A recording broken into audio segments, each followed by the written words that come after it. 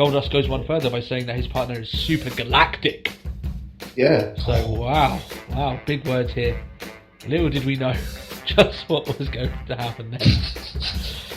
It was great. Yeah. Super Goldust galactic, yes. and his new partner, Stardust, which, if you haven't known, who haven't seen it, Cody Rhodes is now drenched in... Is now going for his creepiest gimmick ever. Yeah. I'm sorry, but that smile is terrifying. It's utter scary. He's got this AJ Styles thing going on with Yeah. his gloves. Yeah. And he holds them up and it's a star. Yeah. And then, as you said, he parted his hands, and the scariest face I have ever seen was behind it. Something that will now haunt my nightmares. Yeah. It's very rare that WWE actually do something that I can't wrap my head around, and I'm like, I don't even know if I can review this. I don't know how. How the fuck do I review this? Like, this is so bonkers. Matt, do you know about Charlie Sabelli? Who? You might know him as the Kosher Butcher. No. No? I watched that entire section and I was still just like, I have no idea what's going on. Well, his finishing move is the circumcision. Matt, would you like to receive the circumcision in the ring? No. Yes. It continues because Hoda decides, you know what, I'll do a crazy dance if they turn the music up, which they do because they're fucking morons. Well, of course they turn the music up, they have to hide the booing. Yes, exactly. And then Gifford decides, you know what I'll do? I'll crack a bottle off of Hoda's arse. So she does so. Then Hoda cracks a bottle off of Gifford's ass. I skipped this. I skipped from here on. I couldn't handle it. Right.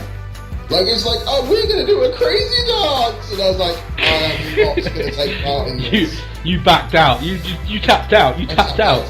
You Yeah. tapped out. I wish I tapped out. But here's the thing, man. It doesn't end. It doesn't end there. It goes on. It continues. So when Adam Rose is around, bad segments happen, and this continues. He comes in. It's like he's like a black plague of shitty segments. The women in the ring decide to do the Adam Rose apron dive and leave the arena. End of segment. Now we can begin. What the fuck did it do for cancer awareness? He makes a reference to the massive celebrity photo hack league. If you haven't already heard, we've been under a rock the last 2 weeks. But Ziggler says that he has photo leaks of The Miz and wants to share this. And before this begins, I thanked God for the very first time that we're in a PG era. I do not want to see bare naked pictures of The Miz. Are you real? Come on. You guys don't want to see that. I don't want to see that. Miz comes out and shows him not to show the final picture, which is The Miz getting his ass sprayed, with tan, by Damien Sandow. Damien Sandow looks like he's enjoying it way too much. For Ziggler showing us these pictures, the guy's obviously turned heel. Before this, obviously, he wanted the bunny to show off his dance moves. I'll ask you a very serious question, Matt, as we only do on here. Did you like the bunny's dance moves? I did not like the bunny's dance moves. You didn't? Well, you are a very bitter little lemon, aren't you? I am very bitter. I'm going to say a lot of stuff in this review of this segment that I never thought I would have to say. Okay? Okay. We begin. Adam Rose and a bunny are on commentary. You heard that? Yes. This also means that Slater Gator now have their own alligator. Of course. As I was typing this, I was shaking my head. I'm shaking my head now. The dark days of JBL freaking out over two little people fighting each other, dressed up in costumes. It's back, people. Yeah. Do you remember JBL blowing a gasket because El Torito's tail was ripped off? He did it again at this show. No. Because Hornswoggle, at the end of the match, had the audacity to roll around on the mat while holding El Torito for the Gator roll. He said that man has a family. So do I. And they wouldn't want to watch it. Because it's crap! Miz now wants to do a buddy comedy where Grumpy Cat gets the girl. I didn't know she was that way inclined, but okay. Eric Rowan comes in, who, as we know, is a big fan of the pussy. That line there was Yeah. funnier than anything that was done in this segment. Thank you.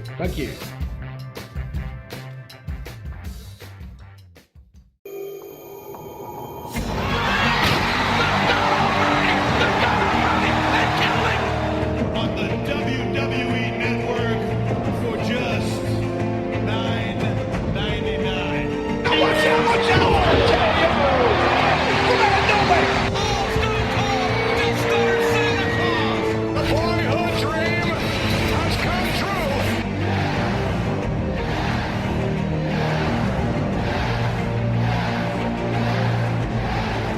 Hello everyone and welcome to the Let's Talk Wrestling podcast, the wrestling podcast where we review every segment of Raw and give you guys the wrestling news of the week. If you are deciding whether to ask me what my name is, I will tell you right now so you do not have to make that decision. My name is Turbo Tony and I am here with He Can Slam a Tornado, Matt Marsander version 2.0. You're really like bottom of the barrel for this one now, aren't you? Matt Hardy would not be happy with you saying that. I'm not going to go for the fucking 2.0.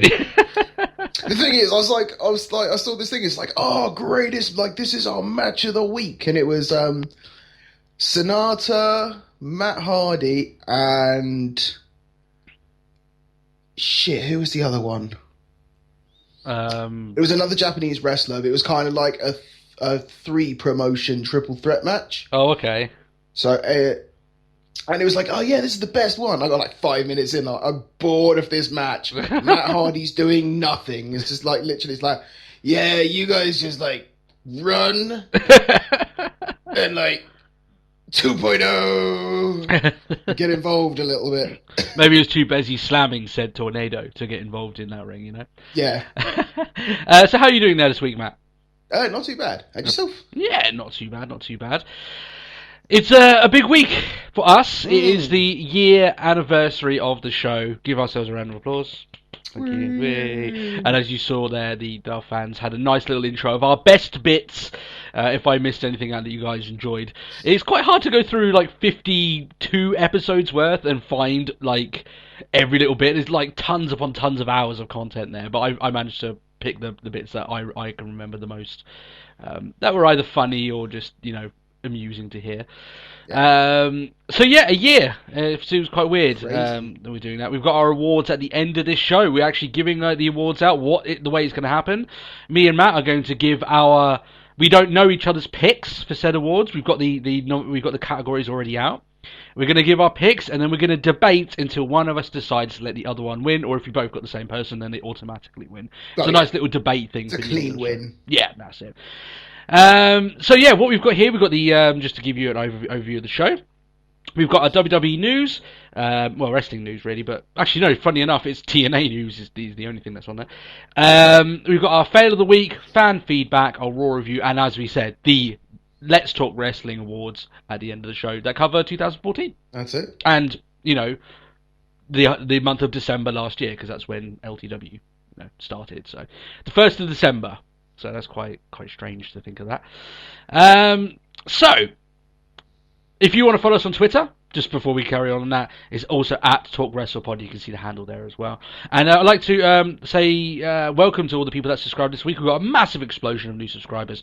So thank you all for jumping on this little bandwagon that we have going on. Now, a lot of people are expecting us to cover a certain wrestler who appeared on a podcast this week.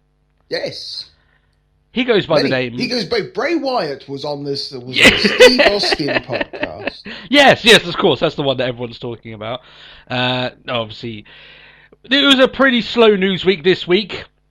And then CM Punk decides, okay, you know what I'm going to do? I'm going to finally blow the lid off of why I left World Wrestling Entertainment. And it was 2 hours of, whether or not you agree with what he said or not, must listen podcasting. It really is. God, yeah. On Colt Cabana's podcast that he put up. It is that big of a news story that we cannot cover it on this episode today. That's how big of a news story it is. Yeah. So so you're saying, Tony, Matt, come on. You're the Let's Talk Wrestling podcast. We need to know what you think about CM Punk's words. Don't worry.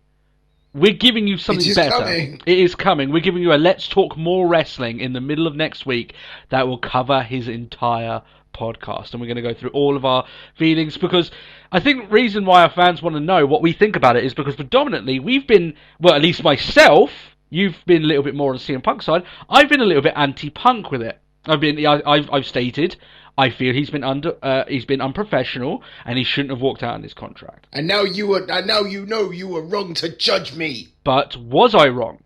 Yeah. Yeah. Okay. I don't want to give my thoughts on whether or not I still think that way or not. Okay, because I know Matt's pointing the finger at me. He was doing this week. Do you think otherwise now? That's for the extra episode. There's a lot to talk about here, because there's stuff he won me over with, and there's stuff that actually drew me further away from what he said. So, a lot of stuff to get through there. So, as you can imagine, me and Matt are sometime in the next couple of days going to get back on this podcast and record a very lengthy talk about CM Punk's interview. And if you haven't watched it, you haven't listened to it already, I heavily recommend it before listening to our views on it, because then it will make more sense. You know? Yeah. And it's everywhere. Like, this is the weirdest thing. Like, it's on YouTube. It's on. I use a TuneIn Radio app. It's on there. It's on like the Art of Wrestling website. It's on like 5 different websites. It's everywhere. It is the most must listen podcast in a very long time. Yeah, and easily. I'm not, and I say that, and we have a podcast of our own. Obviously we still want you to listen to our show for our thoughts and everything like that. But let's face it, everyone wants to know what that guy is thinking. Everyone wants to know the reasons why he left, and he doesn't hold back at all. So in that sense, fans are getting all the closure and information that they haven't had for a very long time. So that's it.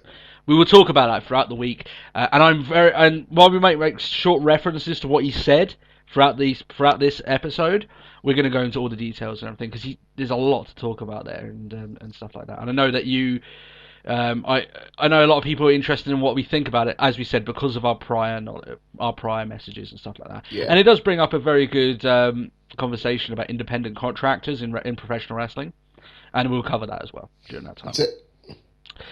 So that means that after that huge news bombshell, which, like I said, we're not covering this week, well, we are covering, just not in this episode, Josh Matthews is to replace Mike Tenay as TNA lead announcer.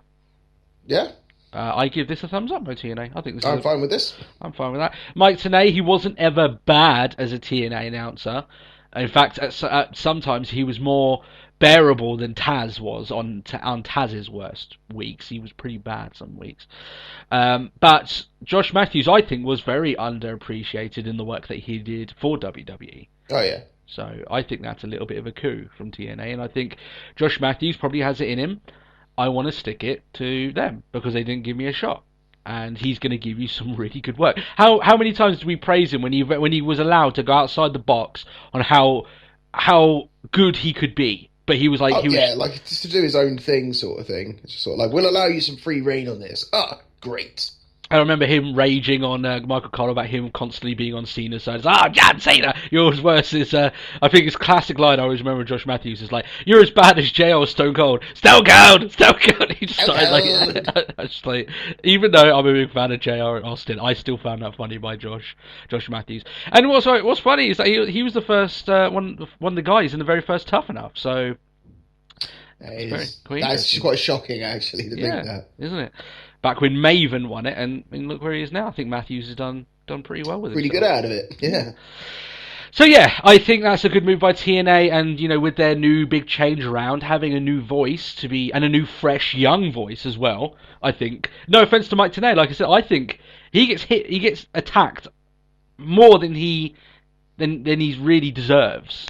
I think he's actually okay, but I think the problem is that he is just okay. And he reminds everyone of the WCW days and stuff like that, which is not what you want your brand to be associated with, really. How many times have we featured WCW Fail of the Weeks? You don't want to be associated with that garbage, so stay as far away from that. Question? No f***ing questions! Fan feedback! Here we go, and we've got a good question by one of our very mainstay fans of the podcast, Thomas Miller.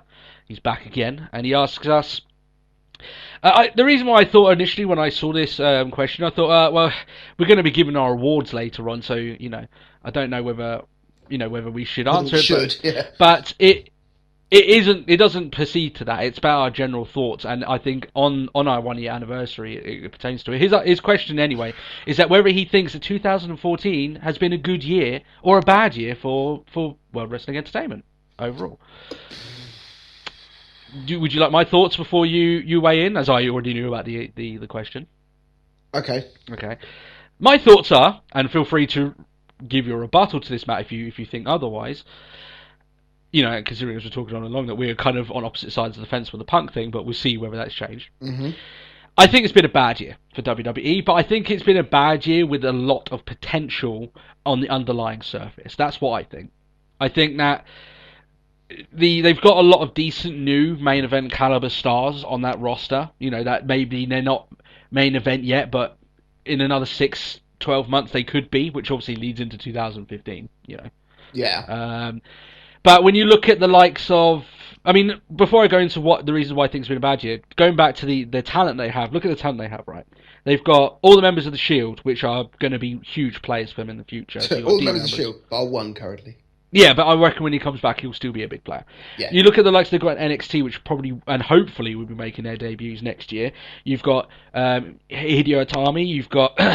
You've got Steen. Well, sort of cutting that. Owens. Sort of the ones that we're more likely to see next year. Zayn, Neville, yeah. But even then, like those guys are high caliber, and I would really enjoy to watch them. So when you look at them, they could be coming in next year.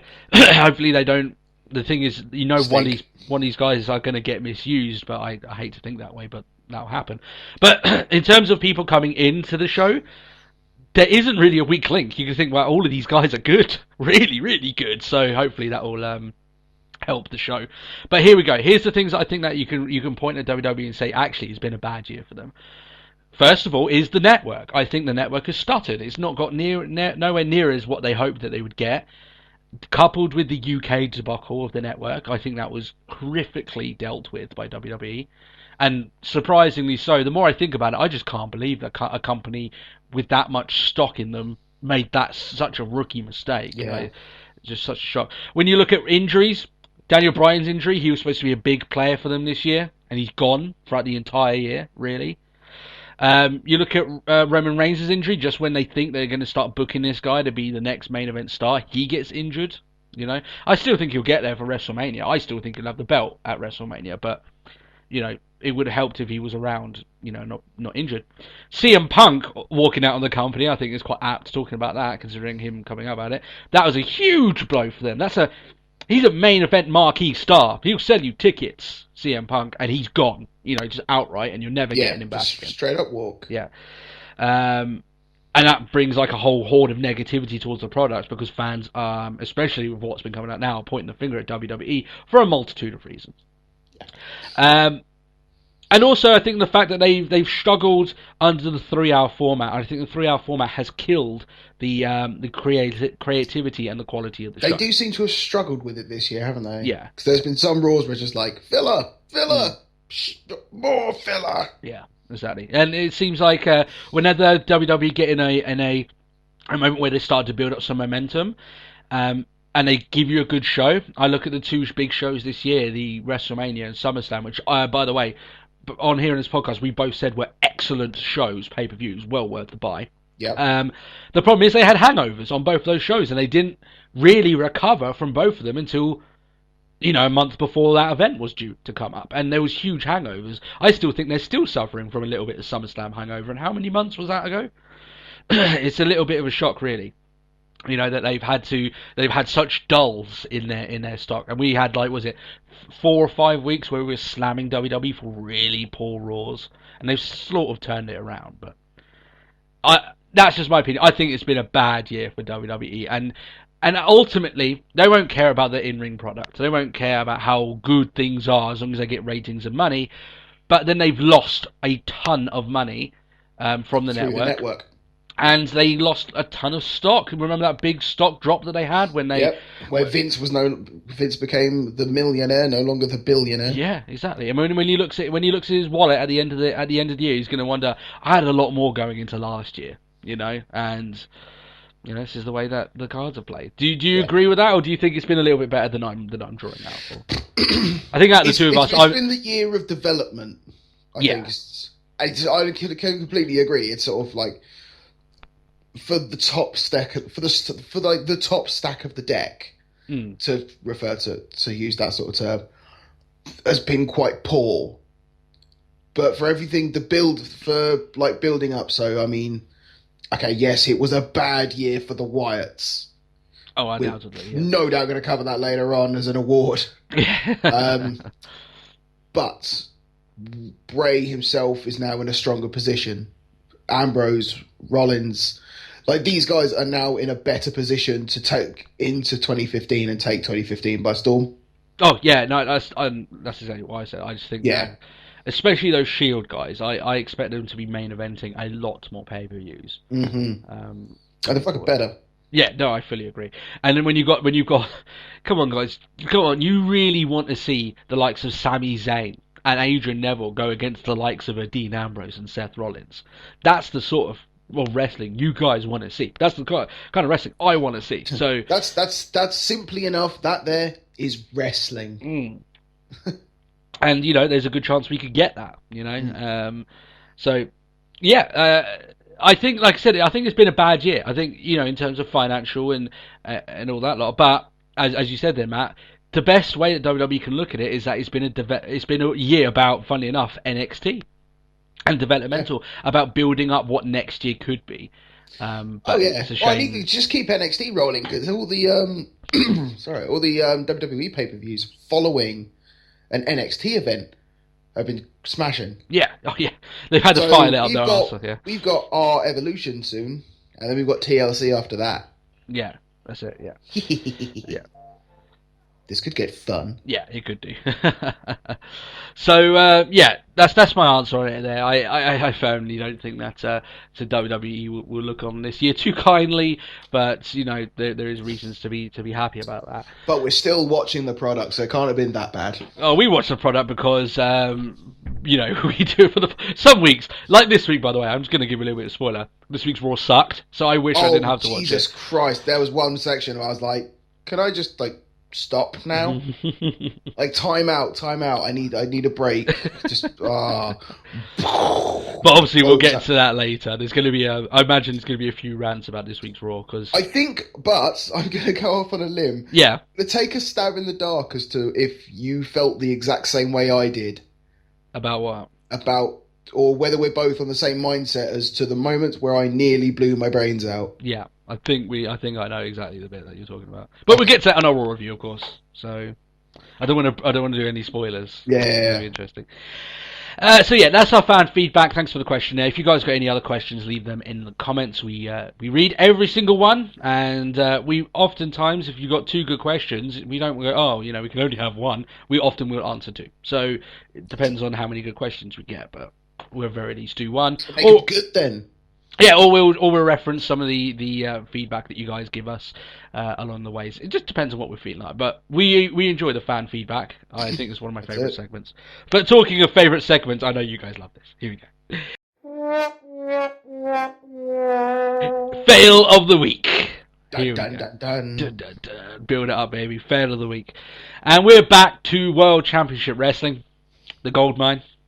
And you may think, I mean, I can't even remember when did we start doing the fail of the week? It's quite a few months ago now. Isn't it? Right? Yeah, it's got to be. Yeah, and I think about a good 75% of them have been WCW. Guys, I haven't even delved that deep into the gold mine when it comes to WCW. And this one isn't so much a fail of a particular wrestler. It's not so much a fail of Vince Russo. Well, it's kind of about Vince Russo, but of like a booker going mad, or kind of going power hungry and putting themselves with a belt, which we have covered here as well.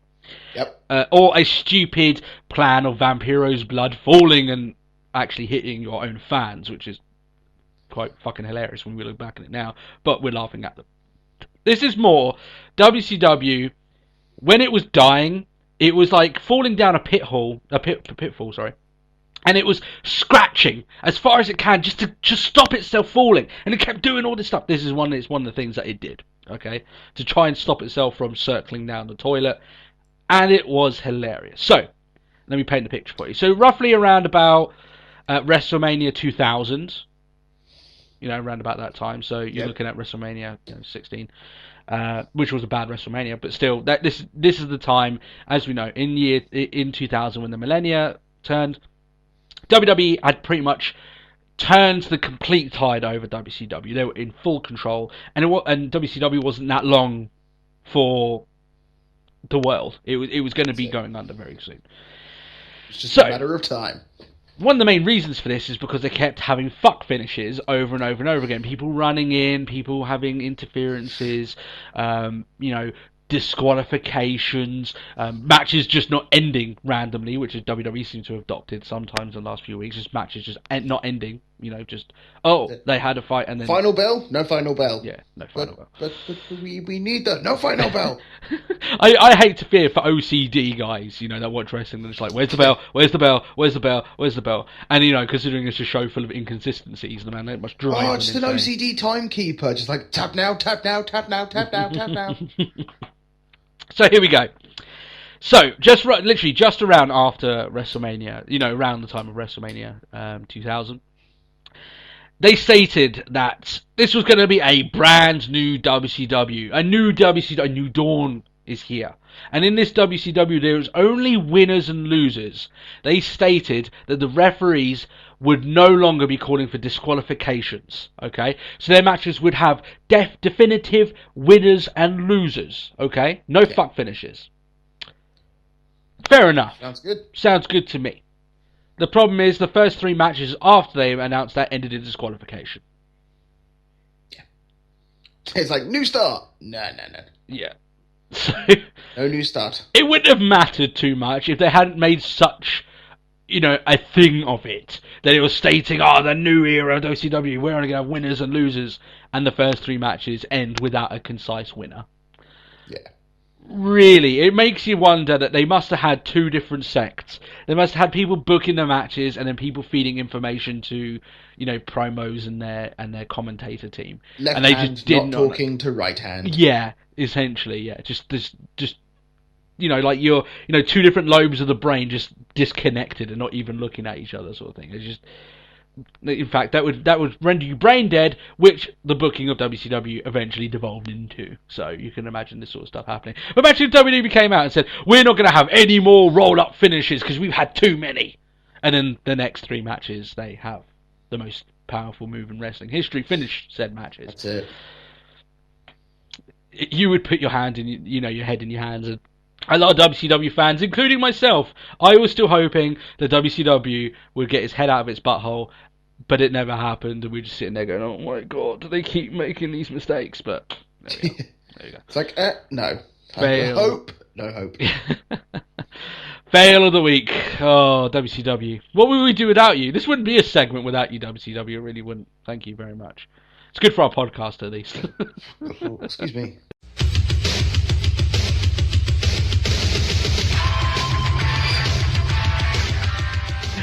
Okay, let's talk about Raw then. Raw is an interesting one this week because it is the first one since the Authority have been removed from power. That's right, if you want our thoughts on Survivor Series, then we released that and it was very well received. Thank you guys for listening to that and giving us your thoughts on the pay-per-view. And spoilers here. I mean, if you haven't watched Survivor Series by now, I doubt you are going to, considering it's a week afterwards, but still. The Authority out of power. They lost their match and Sting made his appearance, and we talked about that all on that episode. So, we marked out a little bit for Sting, of course. So, this show in Indianapolis is actually in the home of the Pacers basketball team. As people would know here on this podcast, I'm getting into basketball, so I know my stadiums. Okay, that's it.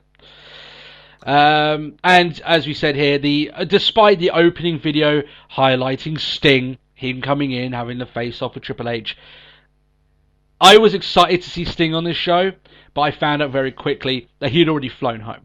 So he wasn't even on Raw. Which seems like a bit of a shame. No. Yeah, they wanted to save him for just a pay-per-view thing. So with that, I can kind of understand, but still, it's just a little bit of a shame we couldn't have had, at the very least, something with the guy to appear on It's Raw. like, oh, come on! No. Yeah. Oh. It just basically showed that you could buy the network, but it doesn't matter because on Raw and everything, things just don't really care. But I still understand why they did it for the pay-per-views. In some sense, we've blasted WWE here for not making their pay-per-views more relevant, so I can hardly be that pissy about it here. But you give me a little bit of Sting on WWE, I want a lot more Sting on WWE. That's the way it goes. But there we are. So I once said on this podcast, Matt, no matter what happens, through heaven or high waters, when the dawn of the dead has come, zombies have infested the planet, and the waters are rising to swallow us all, and a meteorite is bearing down on our planet, and the end of days has come. The Authority will still open shows, and they did exactly that this week. They continued, even though they're not in charge. Jesus Christ. That is a power to behold. We don't want to leave. Don't make us go. Yeah, essentially, yeah. So the opening won't be the same without them, of course, when they eventually do leave. It might actually be good, which will be a good thing. But Steph blames their loss, obviously, on the arrival of Sting. She says that she's still a leader and a winner, and especially as they still have their executive jobs. They didn't lose; they were the winners, and it's like, okay, fair enough. And she's on the brink of tears, crying as Paul Wynn, of course, until Triple H takes over he plays the good husband here, shall we say? He does, yeah. No matter all they go through, they still have a good marriage, and we can respect that here.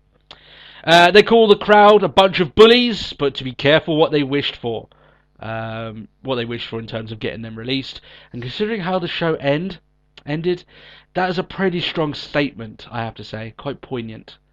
But let's not go into that too much yet. He says he doesn't know why Sting was involved. Possibly to make himself relevant, says Triple H. But he says it was the last time we'll see Sting in a WWE ring. Well, obviously we know that won't be the case. Yeah. Next time we see Sting in a WWE ring, it probably will be involving Triple H. And as we said, we highly believe that his match will be against Triple H now. Yeah. And if that's the case, I welcome it. Yeah. As we said on our extra episode, we heavily at this point hugely doubt that Taker Sting is on the cards. I think it's been removed on the table, but that's what I think. He cuts then a very impassionate promo stating that the show just won't work without them. There wouldn't even be a Cena or even WWE fans if there wasn't for the Authority, and that we'll all beg for them to come back. Now, well, the funny thing is, and I want to talk this more later on, what happened at the end of the show, of course. But as we said, a lot of this is very poignant, and it makes me think that they're building to a storyline where Cena's eventually, at the end of this month, going to think, well, you know what? We might need them back, considering all the other options we have. And it's not like, oh, maybe they were great, and what the option that we're getting now is so much different, so much worse, and maybe they were great. It's like it's picking like the devil sort of thing. Yeah, it's like what are we really doing here? Are we picking what's good and bad, or are we picking between what's a different color of shit? And that's what I feel like we're doing here at the moment. But there we are. Still, this brings back Daniel Bryan. He's back out. One night only, guys. Don't get excited. He was only here for this week. He's not the GM or anything like that. He's just there for that week as a guest. Yeah, that's it. And man, I tell you what, this guy looks like Jesus. Yeah, Messiah. And he gets cheered for like he was Jesus. Yeah. I mean, there's hope that he can perform miracles on his arm and get in the ring, because I'm definitely missing some Daniel Bryan matches right now. But yeah, Jesus, man, that guy either looks like Jesus or he looks like Buckle from Family Guy. Oh, American Dad. Sorry, he's in American Dad. Seth MacFarlane shows.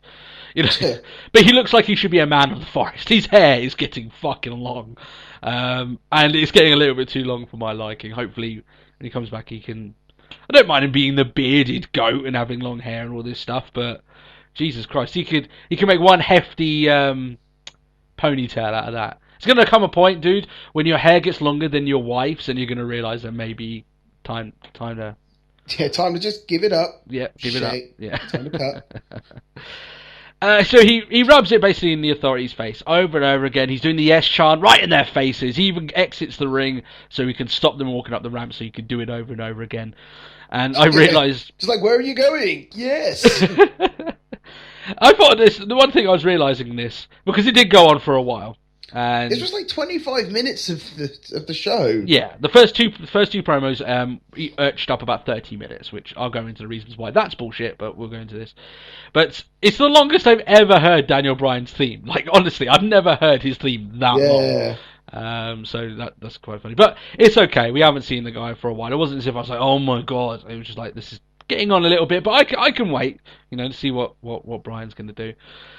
So that's the end of that segment. They cut to a commercial and they come back with another lengthy segment. So this one was about 15 minutes. He's still in the ring. Yeah.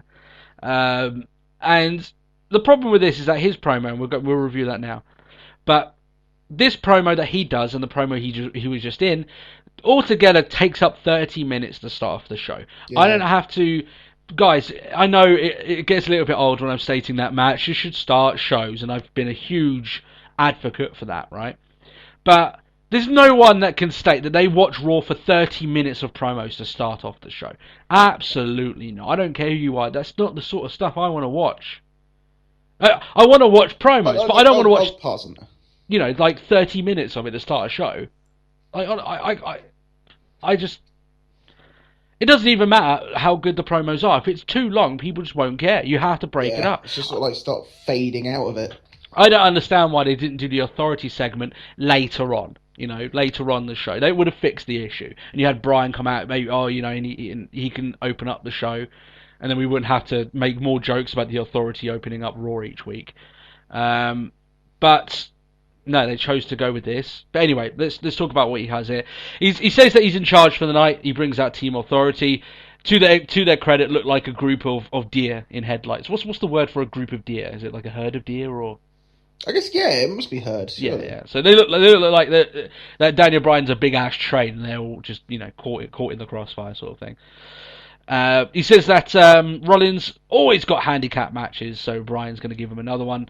He essentially sets him up with against Cena and Ziggler, but with a choice. Yeah, a choice of two decent partners, and then that was Harper and Kane. Yeah, and then Harper and was it Henry? Wasn't it? Henry? Yeah.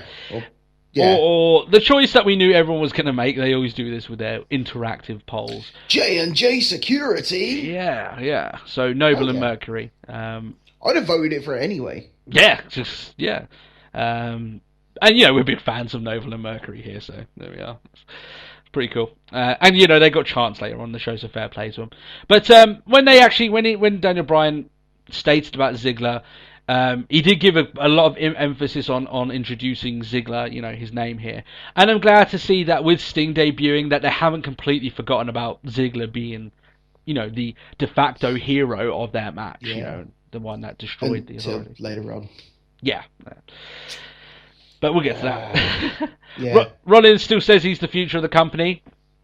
And, obviously that's when Bryan says, oh, well, we'll see about that later on. And he gives us the 3 teams. So he brings up Kane, puts Kane in the concession stands. After all, Kane has had experience handing out snacks to fans. So... oh, yeah, hence the Candy Cane. Candy Cane. But now he's Concession Kane. He's giving out hot dogs and stuff. So, yeah, he's got prior experience. Good move there, Bryan. Picking the right man for the job. I can only imagine someone trying to buy hot dogs off Luke Harper. How awkward that would get.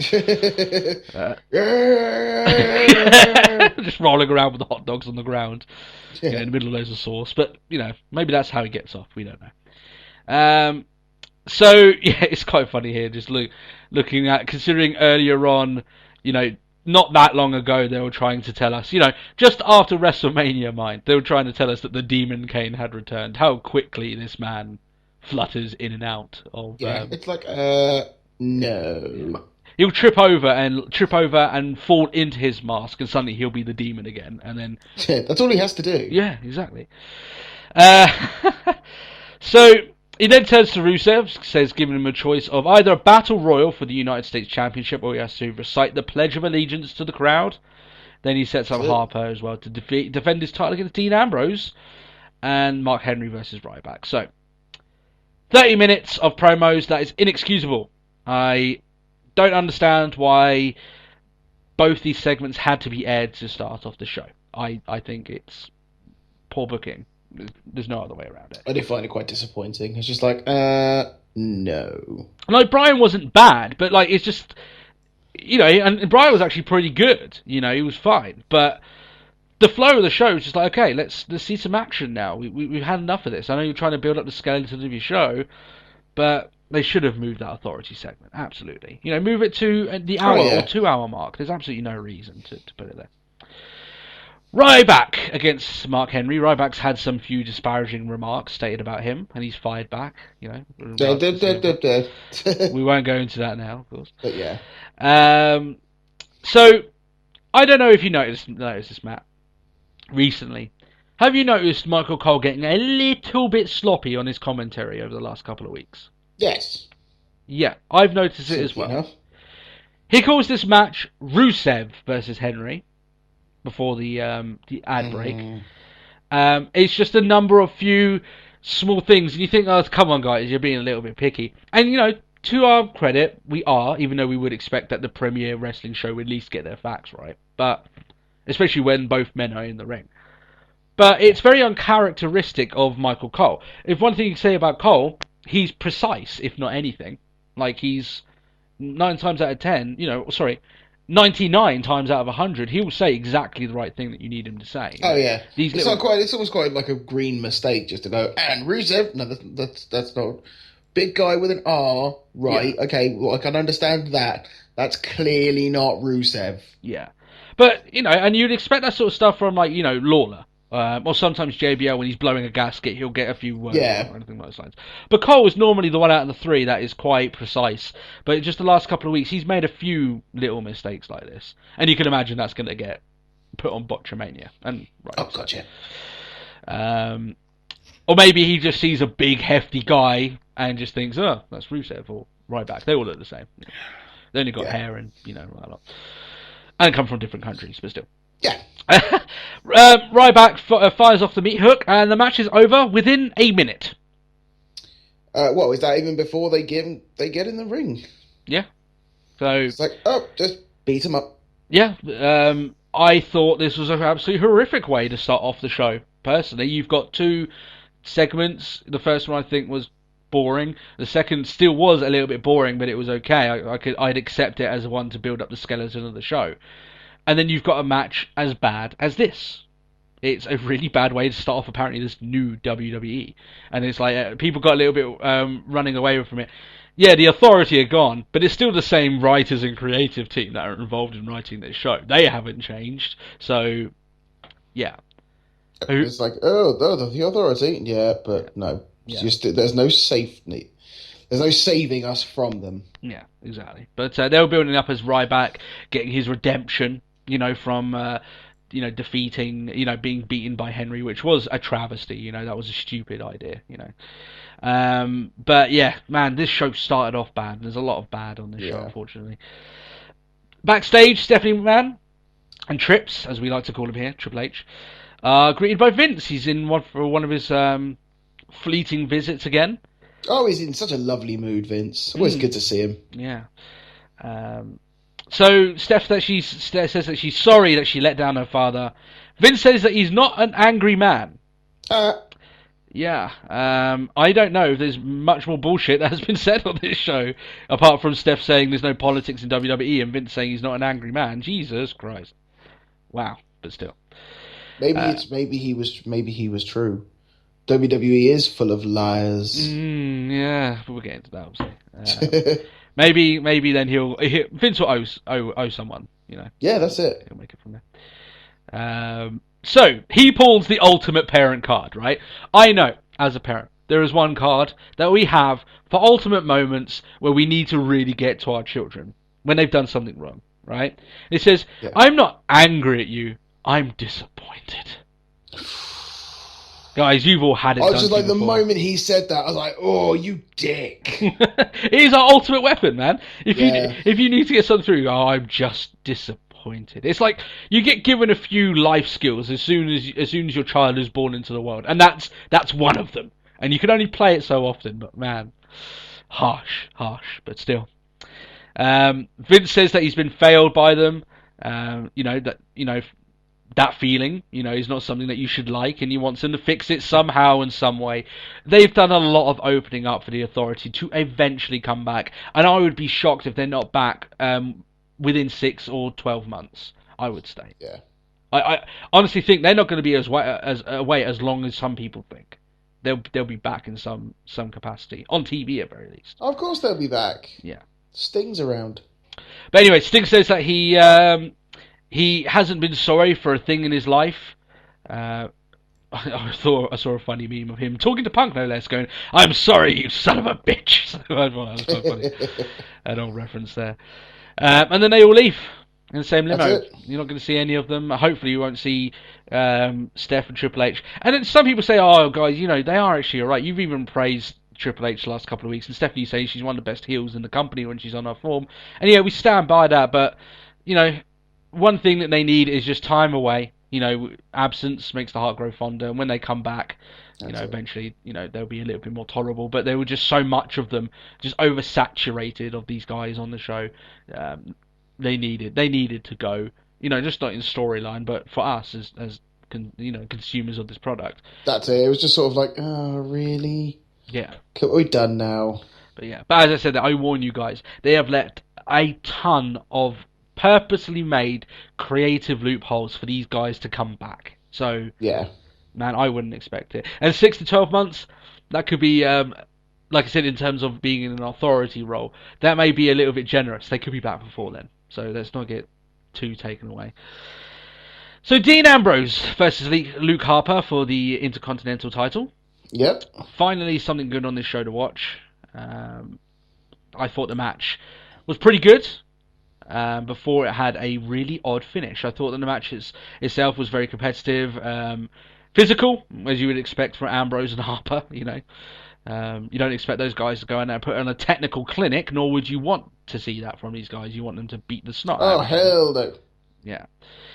However, we've stated this a few times recently, that there's been a few really odd non-DQs or DQs on the show the last couple of weeks. For instance, Henry slammed someone on steel steps and didn't get DQ'd for it. Just very odd.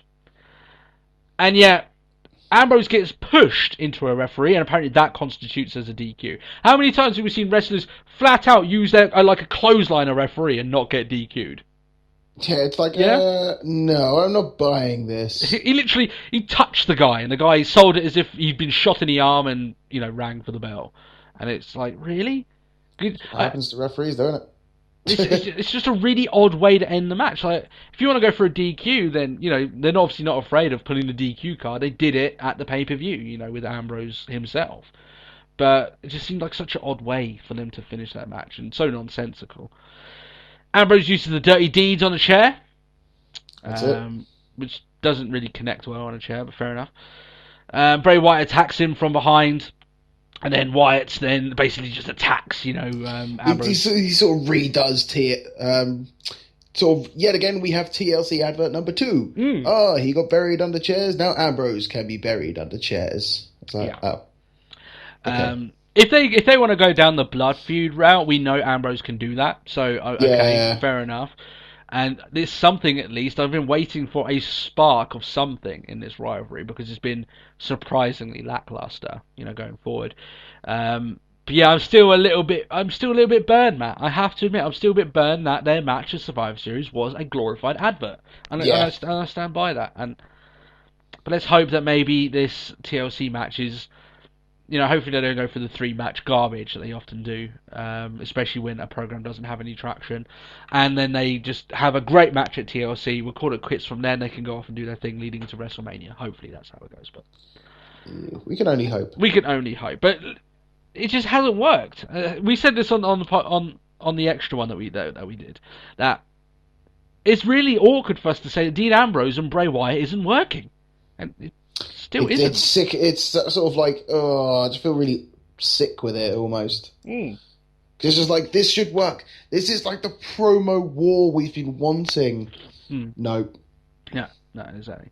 But I think the more physical these guys get with each other, and if they really get to a point that maybe you feel, well, we may not understand why, but these guys do want to kill each other, and then they can get back some of the magic that he had going in with Rollins. It won't be the same, of course, but they could have a really good TLC match between the two of them. Yeah. Hopefully. I know you're not that into it because you're like, there's nothing to climb for, and there is something to be said about that. That's it. I was just sort of like,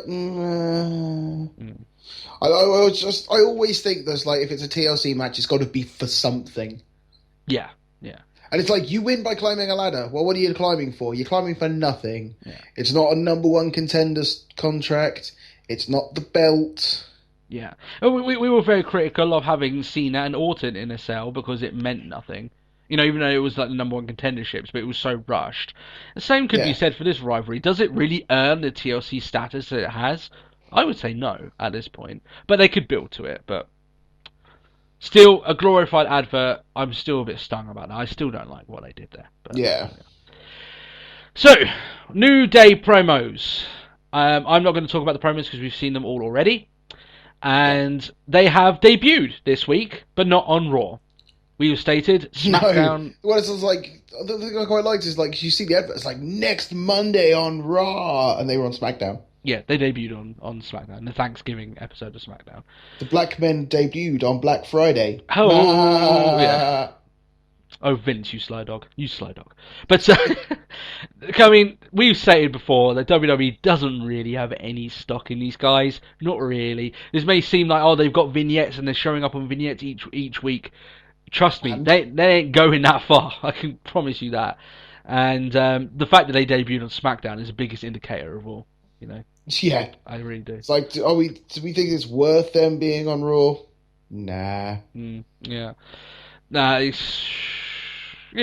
I hope something comes good of it. I don't want people to fail, unless they're penises, but at the end of the day, it's not going to work very well. And the fact is that WWE kind of know it, and they're booking them as such. They're not really giving them a chance, because I don't believe a debut on SmackDown does anything good for them. And we stated SmackDown is a relevant show. They basically made their debut on an irrelevant show, and we stand by SmackDown being irrelevant. Yeah. Because it still is the case, but... Oh well, there we are. If you're them, I guess they're glad to be back in the ring. I know Kofi is, because he loves wrestling, but... Yeah, because he needs it that's all he can do. He can't cut a promo for shit, so fair enough. But... People know my views on Kofi Kingston. But you got Big E! You got Big E there, man! I still think you can do something with him. Big E can be big! So much hope for Big E. Yeah. But still. Yeah, for what it counts, it does look like this guy is actually the leader of this faction. So if that is the case, then I'm all for that. But yeah. There we are. All well good for that. Yeah. Santino! Oh, God. Fucking hell. Let's get it over with. Yeah. Okay. So, we've had guest hosts, right? We had Grumpy Cat last week. And at least Grumpy Cat cannot talk, so they can't do that many segments. So we couldn't be damaged that much by it. By the way, I retract my previous statement of there was one time where I wanted to blow my brains out. There was two. One of boredom and one of just make it end. This was one. Yeah. And we said that Larry the Cable Guy could probably be a worse guest host than a cat. Newsflash. We were exactly right. He was bad. He was worse than Grumpy Cat. So, there we go. Not that Grumpy Cat was bad, in that sense that, Grumpy Cat should have done better. I said it was quite funny that people were actually criticising the cat. It's like, really? But there we go. Fucking Grumpy Cat. That's it. So, Santino and Larry the Cable Guy, they are here to essentially plug Jingle All the Way 2, which, by the way, looks like it's going to be a gigantic pile of shit. But, there we are. So, in fact, I quite liked it. Like, I know it was later on, but there was a moment where it's like it's going to pick up where it left off in the DVD aisle. It's like, yeah, straight to DVD aisle. Yeah. So what happens is Santino comes out. We haven't seen him in a while. He looks like he's in good health, at least. Yep. So good for him. Then out comes Larry, right? And he's dressed of what I can only state is a mix between an obese John Cena and Rey Mysterio. In fact, he's wearing a Rey Mysterio mask. So, wow. Yeah. Yeah. So apparently Larry came to wrestle. I say putting him up against Brock Lesnar is a fantastic idea. I'm good. I'm game with that. Yeah? So hopefully we get a petition. Brock Lesnar's next match is a 20-minute squash of Larry the Cable Guy. Can we get that done? 1 hour Iron Man match. 1 hour Iron Man match. Right, let's do that. Can anyone here get that done for us? That would be brilliant. That would be awesome. Then I'd like to see Larry the Cable Guy on the show. Yeah, definitely. Knowing WWE, they'll book him to go over, but let's not do that. For the belt. God. So he says that he came to wrestle. In fact, he even gave up a colonoscopy for this to be on Raw. Please, Larry, don't change your plans for us. Go have your colonoscopy. Trust me, we'll both be happier for it. Okay. That's it. It'd be easier that way. Yeah. Then they continue to crack a few jokes, of which I will not insult your intelligence by stating it here on the show because they're horrific. Oh, it's just like, all the ladies don't just look at me. You'll just get diabetes. It's like, what? Because you just give out diabetes. Like, I get the whole, it's like, because you're so sweet, but it's just like, or is it because you just suffer from a new form of diabetes where it's infectious? Or maybe he's the new Black Plague of segments, and along that comes with diabetes. Yeah. So, yeah, exactly. I imagine a few people were probably stuffing, themselves full of like energetic sweets to get through this segment. So maybe he did give a few people diabetes. We don't know, but still. But yeah, he does a few jokes that are all bad, and thankfully, thank God, that Goldust and the Stardust come out and end the travesty before, as Matt puts it, he committed suicide. That's it. Yeah, I could have done it. I don't think it's an over-exaggeration. In fact, I think I should have done it. So you can imagine that we come out, sorry guys, Larry the Cable Guy killed Matt. He's not going to be on the show anymore.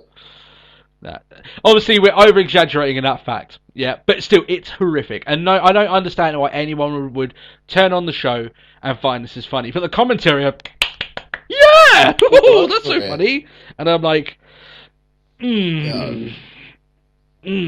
okay. Makes it really hard for anyone to try and combat CM Punk's words when this sort of stuff comes up. And I'm like, not that I want to do my own opinion, but yeah. It's tough. Anyway, because these kind of segments are exactly the ones that he would have fought against. And man, we're seeing an overabundance of them now he's gone. Let's just say that. But that's it. Just knowing that it's like, well, he's not coming back, is he? Let's trot Larry the Cable Guy out there. Yeah. You may think, okay, what they've done is they've given us one segment by the guest host. That's all we have to deal with. Phew, it's done. Wrong. He comes back twice on this show. All the Larry Cable Guy you can have. Yeah. Please, just let me get it out of the way because it might save me. Okay, go on. Cable Guy! Cable Guy! Yeah. Did you guys go and watch Cable Guy last week? If you do, we give you a thumbs up on the show. And where's Red Knight going? It's going down. Down. Yeah, that's it. You got me stroking my wall again. Jesus Christ. How many episodes are we going to be doing this? That's the sweet spot right there. So, yeah. Gold and Stardust are our heroes of this week because they ended this travesty, thank God. And yeah, I could have taken hours of Stardust giving me his creepy look. I would have much happier been with that than having that segment. Oh, yeah. But I would have much rather just had Stardust just hissing in my face. less than 5 millimeters away, just right up in there. Yeah. Yeah, like if it goes up my nose or whatever, I'm okay with it. You'll be fine with that, Maybe talent's transmitted through snot. It's not sexually transmitted. Oh. But anyway, Gold and Stardust have their tag team title rematch as they did lose the belts. Miz Dow is armed with 2 stunt double championships, which essentially are 2 children-sized replica belts. Yeah. So yeah, it saddens me.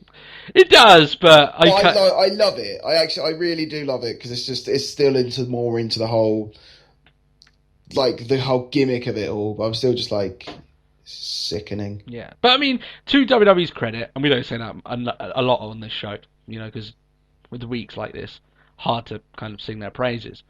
They make it quite hard on themselves, really. But the way that they're booking this, where it's going, and at very least, it's going to give Miz Dow a moment, at very least, of a big pop. Hey, it's something else that he can lift in the air and have everyone cheer. Yeah, exactly. So, yeah, but anyway, I think obviously Mizdow is the star of this show. As much as I do like Gold and Stardust, Mizdow is the star of all this.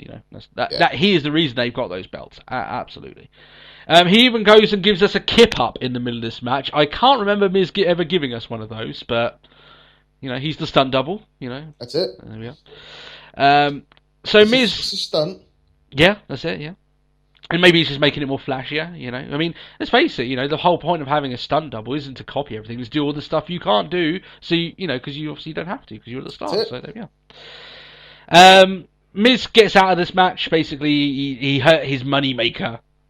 And Jesus, I'm kind of thankful that WWE didn't go crazy. They went crazy one week with the money maker, we blasted them for it, and it hasn't been that bad recently, so. Nah, it's been pretty good.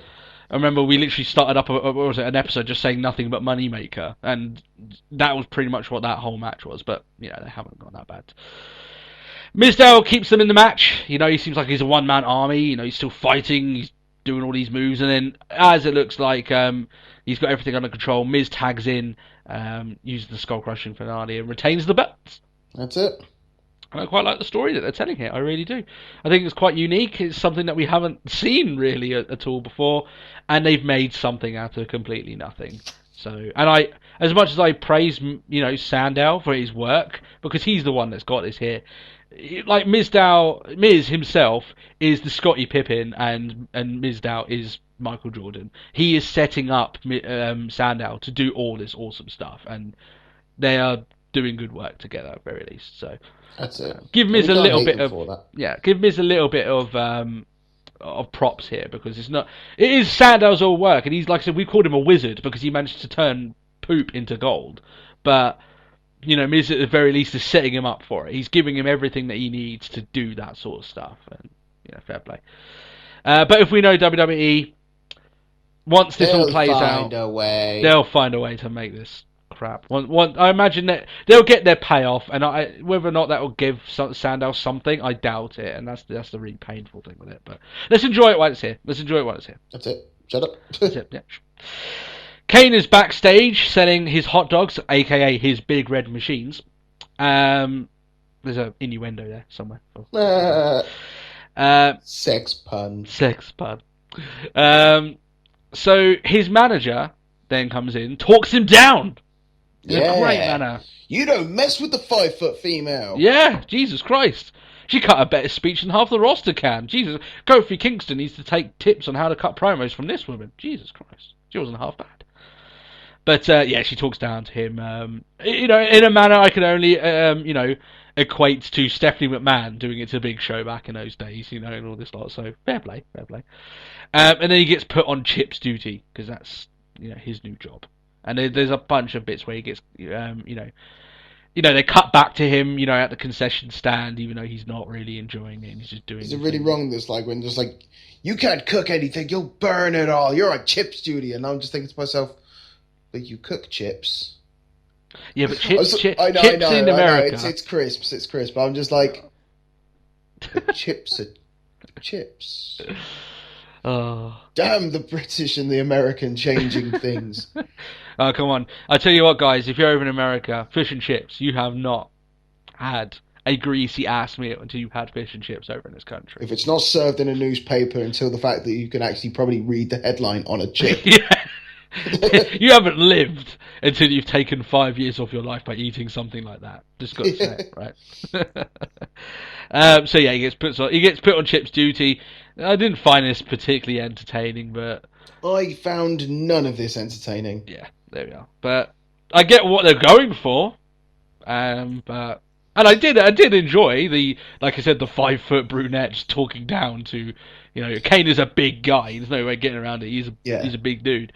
One of the guys that actually got huge props from CM Punk during his stuff. But we'll go to that. So yeah, I did enjoy that, but yeah, there's not too much else to be seen here. Lana and Rusev are out next. They're stating that America isn't fair. And Rusev says he doesn't care who's in charge. He's not going to be brainwashed by dumb Americans. The thing I loved is what sort of nation forces their ideals upon its people? Yeah. Well, Do we want to talk about Ukraine? Do we Come, really want- well, yeah, exactly. Come, Lana, I can tell you a tale. Oh dear. But I guess that's kind of the point, isn't it? They're making references like this because Yeah. of the, you know, fair enough. So obviously we know the stipulation. If he doesn't do the Pledge of Allegiance, then he's got to defend his title, right? That's it. Brian appears on the Titantron, reminds him of said stipulation, and says if you've got problem doing it, of course, you know, if you're really Russian, you've probably never done, the Pledge of Allegiance. So That's it. he sends out someone who knows it all too well. Good old Sergeant Slaughter. Oh yeah. The only man that I will accept saluting to the ring. Yes, exactly. I just all I could think of is just like pre-Raw stuff, just going, and Sergeant Slaughter's gonna take that Russian down a peg or two. Slaughter. I have a huge, I don't know, you're the exact same, a huge soft spot for the Sarge. I don't care how many times it comes out. I mark out. I just love a bit of Sergeant Slaughter. I've got no issue with a bit of Sarge here and there. Awesome stuff. And to his credit, he's aged fairly well. To his credit, he's done okay. He still looks okay. That's it. He tells Rusev to put his hand on his heart and pledge allegiance to the US, you maggot. But that's real. Ted. I love Sarge. I just fucking love it. Oh, Jesus. I still have props to him, the fact of still going out there and performing on a show that he genuinely, and was told by authorities, you're probably going to get shot and killed. Yeah, chances are. You're going to die here tonight, and he still did it. And while I still think that is absolutely bonkers, man, that takes some cojones, man. That takes some cojones. That's it. That's love for the business. Yeah.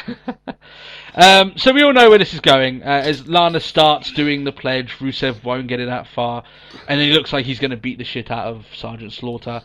And his defender turns out to be Jack Swagger, the guy who Rusev already annihilated a couple of months ago. Yeah. And so, just in case, I quite liked how Cole was just like, it's Swagger, these two have crossed paths in the past. It's like, and he lost. Yeah, and he got destroyed. Every time. Yeah. So... Fair enough, right? So they do that and they scuffle. Swagger comes up on top, Rusev exits and everything like this. And you're thinking, okay, so per the stipulation, then we've got a battle royal for the night. Nope. No. That's on SmackDown. I haven't watched it because SmackDown's irrelevant. So I imagine Rusev's still the champion. I don't know. I'll find out on Raw. In fact, I yes, absolutely guarantee yes. he's still the champion. I can guarantee it because they wouldn't do that title change on SmackDown. I can tell you that right now. Yeah, he is champion. So I just thought that was really stupid. And it's like, really? Really, considering this show, it could have probably done with a battle royal. I probably would have enjoyed that, to be honest. But that's it. This close to the Royal Rumble, it was a bit odd them doing battle royals. I remember they had a couple of months where they had nothing but battle royals on the show. It was a bit odd. And they said closer to Royal Rumble, you ain't going to be seeing this. So a bit strange, anyway. Especially recently, because it's just sort of.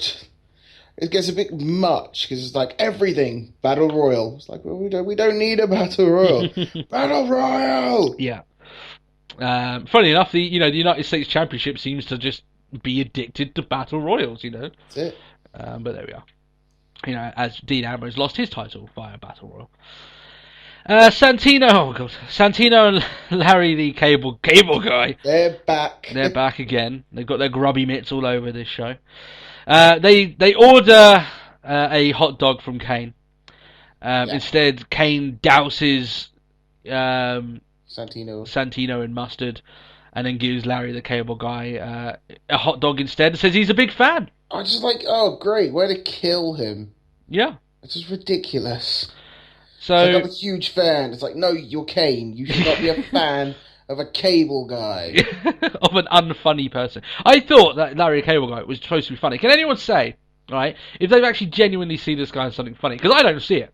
I have to say, I don't see it. And I'm a big fan of comedy. I watch a lot of, British comedians and American comedians. It's not as if I hate comedy. I fucking love it. But he's not funny. That's just categorically. He's just not funny. There's just... No. I don't know. Just... Yeah, there we go. So they probably try... the funny thing is, even if he... funny being the word. Even if he is a funny guy, right? And, it could be, I don't know, even though I think that him showing up on a straight-to-DVD movie with Santino, Jingle All the Way 2, probably says he's probably not the funniest guy in the world, right? Yeah. He could be, but it may be just the fact that creative are like, well, we don't really want you to say your own stuff and come up on the flight, so we'll write you all the stuff that we think is funny, and then this is what we get. And it's... Yeah. Hey, guys, you want to laugh? Nothing's worse when comedy is done bad. Like, you could do a bad match and we will forget it, right? Yeah. You do bad comedy and that sticks out far worse because you're just like...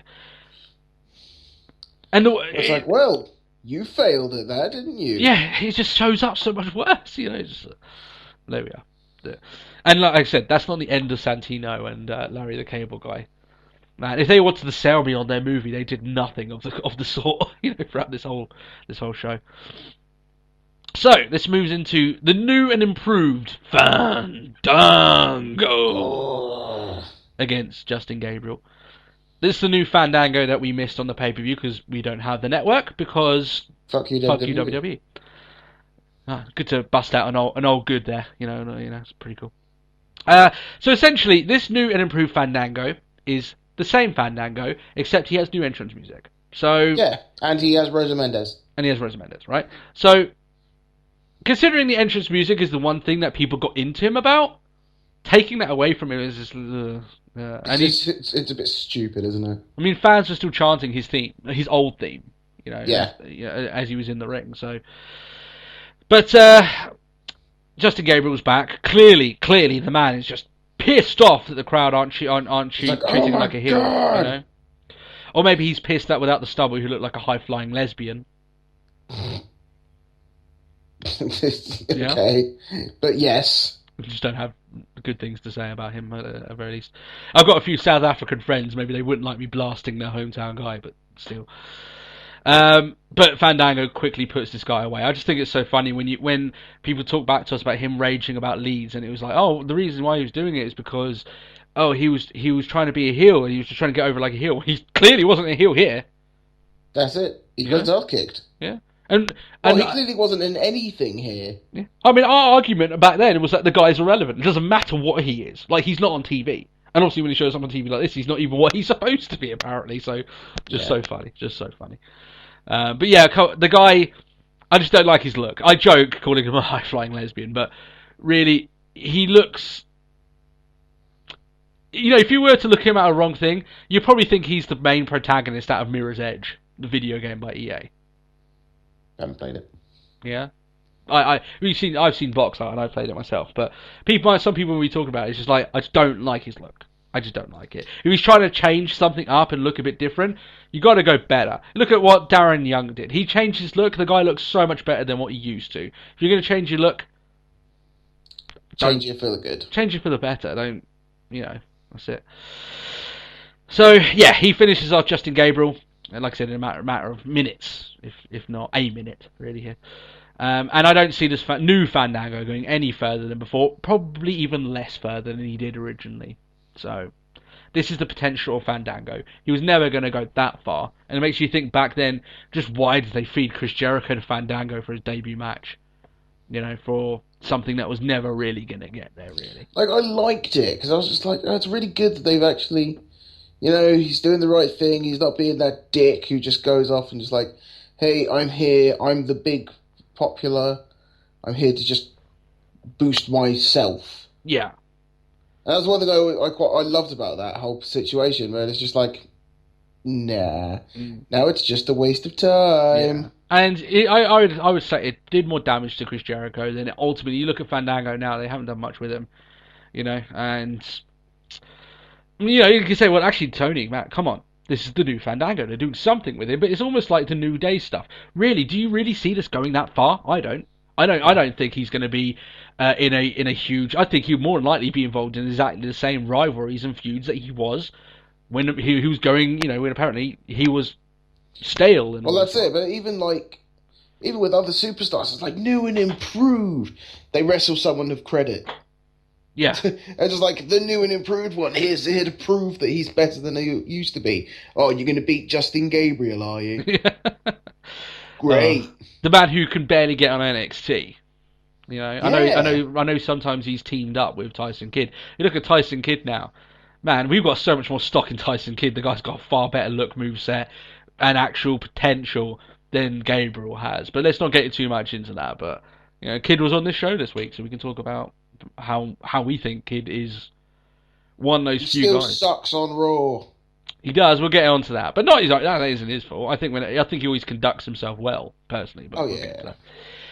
Here we go. Big Show is out. I would like to now call Big Show a new tag. Have you ready, Matt? I thought about this one. This is awesome. You ready? Just back with this. Remember earlier when I said this is the moment where I wished I could just stop and give up? Yeah, this is it. Is it? Yeah, was it for you? Yeah, it was. Yeah, I haven't. I've got a lot of notes about this particular segment, but There are many faces for memes. yeah. Big Show, the facial expressionist of 2014. Unfortunately, we don't have an award for that, but if we did, he'd get it. So, but anyway, here's my tagline for this, Matt, and this is what we're going to refer to Big Show as the tagline. You know, throughout the rest of the show, he is now the man of 1,000 heel turns. Yes, Do you guys like it?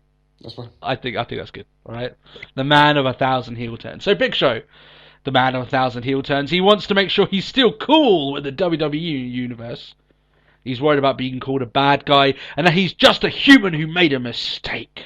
It's in Like, the he heat of the tripped moment, I thought we would lose. Look at it. I thought he was going to honestly say to the crowd, "I just tripped, fell, and my fist landed in John Cena's." You know? Yeah. That's how it happened, and I walked out because I was so scared. You know, I didn't actually shake, you know, Triple H's hand. I just, you know, fell, and that's how my hand, you know, just. Yeah. Luckily, I he didn't go tripped, down that. and Triple H was there to catch me. Yeah, that's it. He was helping me back in. What a stand-up guy. And I fell, and John Cena was unable to catch me. Yeah, that's it. And what an unfortunate thing. Jesus. Oh, I'm such a clumsy oaf. He says anyway that he still hates the Authority, and that while he's physically strong and that he's a giant, really he's just like all the fans. He has feelings and fears, Matt. Feelings and Crazy. fears. Big Show, the boogeyman's gone. You don't need to have any fears. Yeah? I guess with Stardust around doing his crazy looks every now and then maybe you do have something to be fearful of. You know, that would scare. It doesn't matter who you are. That would scare a giant. I've still got. Funny enough, you know, one of the little segments is actually you talking about Stardust, stating that picture of his face is ingrained into your nightmares. Is it still ingrained into your nightmares, Matt? Nah. No. Still scary though. Come on. Oh, yeah. Come on. That's scary as hell. But I'm good. Yeah. You stopped wetting the bed in anticipation of Stardust entering. No fear of just some crazy freak kissing in my face. Yes. God. Oh, there's a skit if we ever had one. That's it. We need to get Cody Rhodes on the phone. It needs to get done. That's it. Yeah. What a prank that could be. Give me too many ideas now. Anyway, he insists that he's a good person, and if he could go back and do things differently, he would. He deserves a mulligan for his 20 years of service in the ring. Wow. And? Yeah, I would state that. The thing is here, right? You've had 1,000 mulligans. Shut up. The man of 1,000 heel turns, no less. So we can remind you. Was the promo good? It was hammed up. It was exaggerated. I think that was kind of the point. And Big Show does pretty much the best he can do with it. It went on too long. Definitely. And there came a point I was just like, okay, I kind of get where you're going with this. Come on. You know, we get where you're going. But then he gets pissy at the crowd for chanting back at him. He's like, oh, how dare you? I'm not a traitor. I deserve respect. And then he says, anyone who wants to, you know, if they want to talk behind my back, they may as well do it to my face. So come out and I'll face you. And this ends up being Eric Rowan, whose music, I would state, while I kind of like his music, just doesn't invoke any response from the crowd. But I think it's because, like, wasn't it the night previous that he actually used his music for the first time? I think it was, yeah. And then so it's like the second night of hearing it, it hasn't quite set in. I enjoy it. I quite like his music. Yeah, but also, I mean, yeah, while you're right, you know, it still needs time to catch on. It's not like some themes, like you know, the beats of them and how they're created, they invoke a response. You know, I'm looking at the likes of You know, Stone Cold's music, I think, is probably the biggest one. You know, with the glass shattering Yeah. and everything like that. You know, as soon as you hear that, you go mental. Or the Rocks or anything along those lines. But with this one, it doesn't seem to have that same twang. But fair enough. It's not as bad as Cesaro's. Let's just say that. Jesus Christ, Yeah. Cesaro's is fucking awful. But so Big Show then does his what I like to call John Cena comedy, which, as we know, WWE Come don't on, do little comedy like that. guy. Upside Down Sheamus, he calls him. Yeah, I think it's ironic because it's from the same comedy school as Sheamus. You know, the same sort of stuff. that's it. Sheamus and John Cena obviously listen to the same comedians. Probably Larry the Cable Guy is who they've been listening to, but it's not. Not that I can state that, you know. I like to listen to good comedy, but there we are. Who's your actually just a little bit of a side thing here? Who's your favourite comedian? Give just so we can say to our fans, you know, this is a example of good comedy. Who's your favourite comedian? Just off the top of your head. Oh No idea. no, I can't think of one. I my favourite one's Craig Campbell. Go on YouTube, Craig Campbell, our fans. He is the funniest Canadian you will ever meet. That is. Craig Campbell is very good. Is it really wrong though? I'm actually quite liking Jim Jeffries at the moment. Oh, you can like that if you like. Oh, I'm always a little bit. Also, if you want to go for a little bit more classic style comedy, I'm a little bit of a Billy Connolly fan myself as well. The Scotsman, classic. Love awesome Billy guy. Connolly. Jesus Christ. Richard Pryor. I haven't even heard any of his stuff. What? Oh. But anyway, all juggernauts of comedy. And if they were wrestlers with their comedic skills into wrestling skills, then the people in the ring would not be able to shine their boots for them. You know, that's the biggest divide of what they're going for here. And if they really want to make comedy such a huge part of their thing, which The Rock did fantastically during his stints, I mean, not his most recent stints, even though some of the bits he did were quite funny. And it may even be the same words. It's about the delivery of them. Sometimes it's just painful, you know. And maybe they need to send these guys to, if you're going to make comedy such a huge part of it. John Cena is well overdue a comedy class. Well overdue. Really. Yeah. He really is. But and Sheamus, Jesus Christ, give him a month there. He needs some time there. Jesus. Leave him there. And so, you know, just send John Cena, Sheamus, Big Show if he's going to be doing this crap, and the entire creative team to comedy club for, you know, a month. You know, that'd be awesome. Fantastic. If you really want to make comedy such a huge thing, at least improve it, you know. Show tells him to leave, Rowan to leave, before he gets hurt. And then Rowan actually picks up the mic and says the first words I think he said, apart from run, on the mic, on his own. I like pussies. Well, Yeah, she's not here. Who? Grumpy Cat. I like pussy. Yeah, he does like pussy. No. That's the one that's just like, that's the first thing he said. Yeah, but I mean, he took it off. He actually had a mic to him, and it was very clear, yeah, you know. yeah. He says he doesn't like bullies. And like I said, you can push that off as maybe he meant I like pussy, but Either or. as we know, as we found out last week, he kicks Show out of the ring, and I'm genuinely surprised that they actually remembered about Rowan. I thought, honestly, after the program with Survivor Series, that they wouldn't do pretty much anything with the guy, but he looks like he's in a Do we program. have a purpose for him? No. Yeah, I mean, it looks like he's going to get put in a program with Big Show, and you know, while this whole gimmick that Big Show's going for is just a little bit painful, it's something for the guy, which I thought he would have nothing. And in that case, now you got to give him a thumbs up for that. You know, I thought he'd be forgotten very quickly in the scheme of things. How many times did we say Wyatt's probably going to be okay, Harper's going to be okay, Rowan's the one I'm really scared of? Yeah. But you know, we said that about Rollins, you know, weeks and weeks, months and months ago, saying, you know, when the Shield breaks up, Reigns will be fine, Ambrose will be fine, but what about Rollins? Is he really going to be the guy? And then look at it now, you know, he's That's it. doing the best out of leading the all three of them. way. Yeah. Out of all three of them, he's the one, I believe, who belongs in the main event. He seems the most main event out of all three of them at the moment, in my opinion, in the role that he's in. I just think Definitely. So who knows? Maybe we'll get surprised by Rowan. The guy's in-ring ability still isn't quite there, but it's time to grow there. It's not just say, oh, the guy's shit. He's got time to improve. You know, fair enough. Give him a chance. Give him a chance. Seth Rollins is talking to J&J Security backstage. He says that as much as he likes them, they just don't measure up to the other choices on the show. I feel sad for these guys. They look like genuinely they're delighted to be his team here. They really wanted to fight for Seth Rollins. They really wanted to be his men. You know. They looked They had so much enthusiasm. It's just like, yeah, we'll do it. Go right. Yeah. I thought it was alright. Ziggler comes in, says that, don't worry, I believe in you, and I just told all my Twitter followers to vote for you in the thing. It looks like, even though he didn't even touch Rollins here, Ziggler may as well just, like, mentally punch the guy in the gut. He's just like, oh, God. Wah, wah, wah, wah, wah. But come on, yeah, JJ Security, I'm just like, yeah, they really want to do it. Awesome, good for them. And, as I said, I got a bit of a soft spot for Mercury and Noble.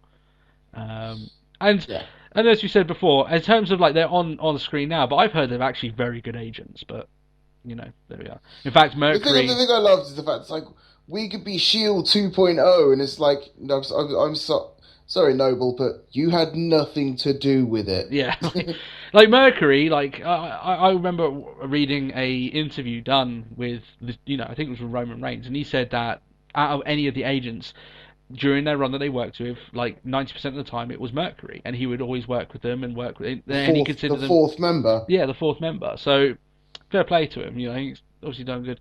And talking about CM Punk, Mercury, you know, looks very favorably towards Punk because of a story that they had ages ago where Punk reached out and really did help him in a time of need. So. Interested to see. I'd like to see what Mercury has to say about it, even though obviously he won't say anything. But interested to see what he thinks about the whole thing. That's it. But, yeah. I imagine he's just trying to stay out of it the best he can. He has love for both sides, but nothing worse than being a man caught in the middle of two different, battles. I think that's an awkward place to be in. Which I also feel sorry for AJ Lee. And that's what we're going to talk about next.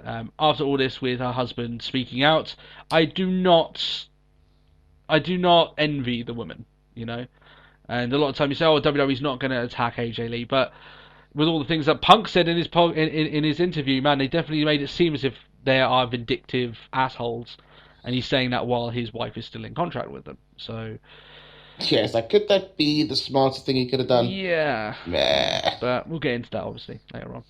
Obviously at the extra episode. But Brie Bella against AJ here. AJ cuts a promo before the match. Stating the title will go well with their clothes, and it makes me wonder actually if they changed the Divas Championship to be more visually appealing for that sort of reason, from the Women's Championship, and then it made me sad that all that history of the Women's Championship is just gone. Yeah, just up in flames. Decades upon decades upon decades of women's wrestling, and they wanted a butterfly belt, so they made one. That annoys me. Every now and then I think about it, and I'm like, why did they do that? Yeah. What that Women's Championship arguably had more history to it than the Intercontinental belt. Jesus Christ. It had run longer. Yeah. And you look at some of the classic, the legendary women that had competed for that belt. I'm getting too annoyed about it now.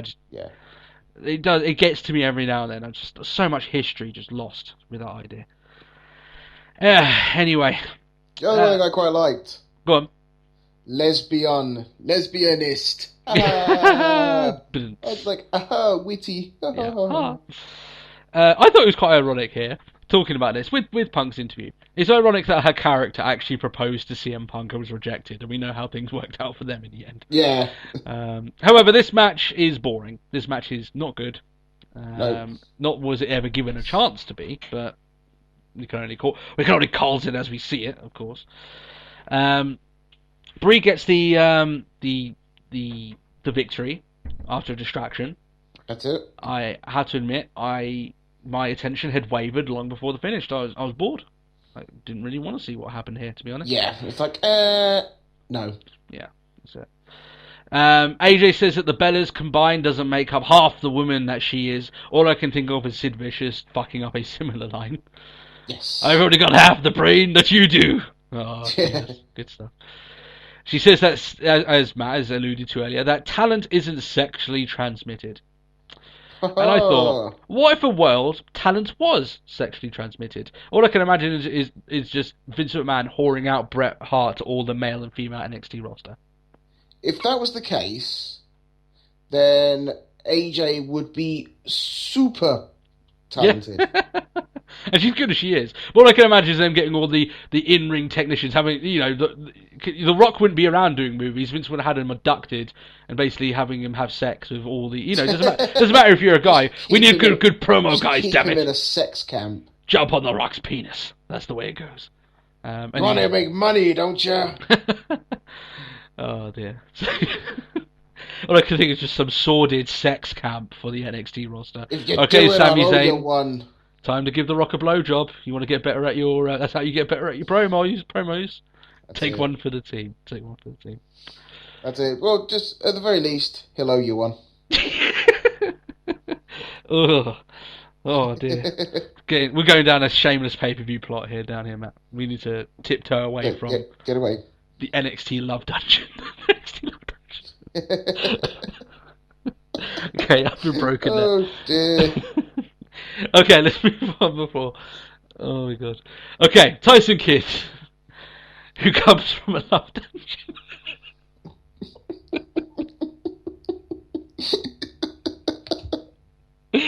Oh no.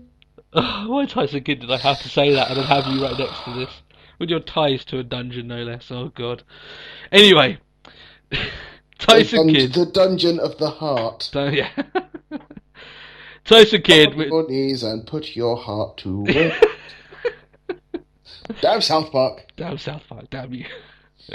And the whole Canadian part, part of that South Park. Anyway, Tyson Kidd win the Talia against Adam Rose and the Bunny. I think we were witnessing the very first intergender, interspecies match in WWE history. Wow. History, guys. History. I don't know why anyone would care about that. But, within WWE. Yeah. I remember when animals on WWE used to be cool. Remember Damien the Snake? Yeah? Really? Do I... Yes, no, I'm just saying, do you remember the golden times of having, Damien around and, less so, the gobbledygooker, Oh God, don't mention the gobbledygooker. Or, Coco Beware's parrot and stuff like that. But I recently, I was watching, WWE on YouTube, their 5 things, and was it 5 things? Oh no, it was their inbox. It's questions. Then it's you couldn't by any chance be the gobbledygooker. It's oh, poor Mean Gene. Oh, he had to deal with his own fair share of BS during his time, didn't he? Yeah. Oh well. But so yeah, the problem is with this is that the Bunny decides, what I'm going to do? I'm going to dance alongside Santino and Larry the fucking Cable Guy at ringside. Cable Guy! Cable Guy! In an attempt at comedy. Again, obviously it fails. You guys know how this works. Yeah. Adam Rose ends the dance for us, and man, it's the first time I genuinely was happy to see Adam Rose to end this debacle. But then we remembered he's the guy that involved bringing the Bunny onto the show. So, So, I honestly thought that commentary, at their worst, especially during matches that involve Adam Rose and his Bunny, couldn't get worse. However, adding Santino and Larry the Cable Guy managed to achieve the impossible. They made it worse. That's it. It was unbearable. Unbearable. Did you see the pun there, guys? Animals in the ring. Unbearable. Okay. Yeah. I was just I made a pun. Those sort of jokes are pretty much the same that Larry the Cable Guy was pulling out on this show. And as you say, he was pretty much blasting the same movie he did, so it's just coming out straight to DVD. He just didn't seem really to care about it. That's it, I'm in a film. I don't know what's going on here. So yeah, I want to ask you a question, right, Matt? I want to ask you a question. I know you're a big fan of Tyson Kidd. We've already stated that at the earlier on the show. You're a huge fan of Tyson Kidd. You've sung his praises. You think he's turned his career around. He's someone you want to see on Raw each week. No. Do you want to see what I mean on Raw? No matter what segment he's in, right? No. You don't want to see him on Raw each week. Unless he's getting used on Raw correctly. Okay, but you want to see him. You want to see him thrive. That's what I'm getting at here, right? Okay, right. No problem. So essentially, here that is my kind of question. Would you rather have Tyson Kidd have the airtime on Raw, involved in these segments, or not be on Raw at all? Not be on Raw at all. Okay. Because I think these segments are actually damaging. I mean, yeah, he's winning, but it's just like, it's still just like, well done. You lost to a man and his bunny rabbit, and you're just, it's really playing the whole Natty's husband. Like, it's a thing in NXT, that's fine, but it's to a whole nother level on Raw. Because on NXT, they don't give a fuck about Total Divas. But on Raw, it's like, oh, and they're going through marriage problems, and that'll get mentioned on NXT, but it's not like he just hides behind her coattails. It's like, oh, really? This guy is so good in the ring. Tyson Kidd, yeah. Like that Fatal 4-Way match, he was the general during that match. Let him have matches like that. Yeah. But no. But yeah, I kind of get what you mean. Sometimes it's just worth not having being involved in stuff like that. And That's I'm going to it. be really harsh, right? So I'm going to explain what happens at the end of the show. Then I'm going to be probably the harshest I've been on this show to date, right? So essentially, what happens in this match? It's not a good match. You guys know it's not. The bunny distracts Rose as he's been doing for ages, and Kid gets the victory, and that's essentially the end of the segment. It was a fucking mess. Now, previously on the show, I've said I don't want people to lose their jobs. I really don't.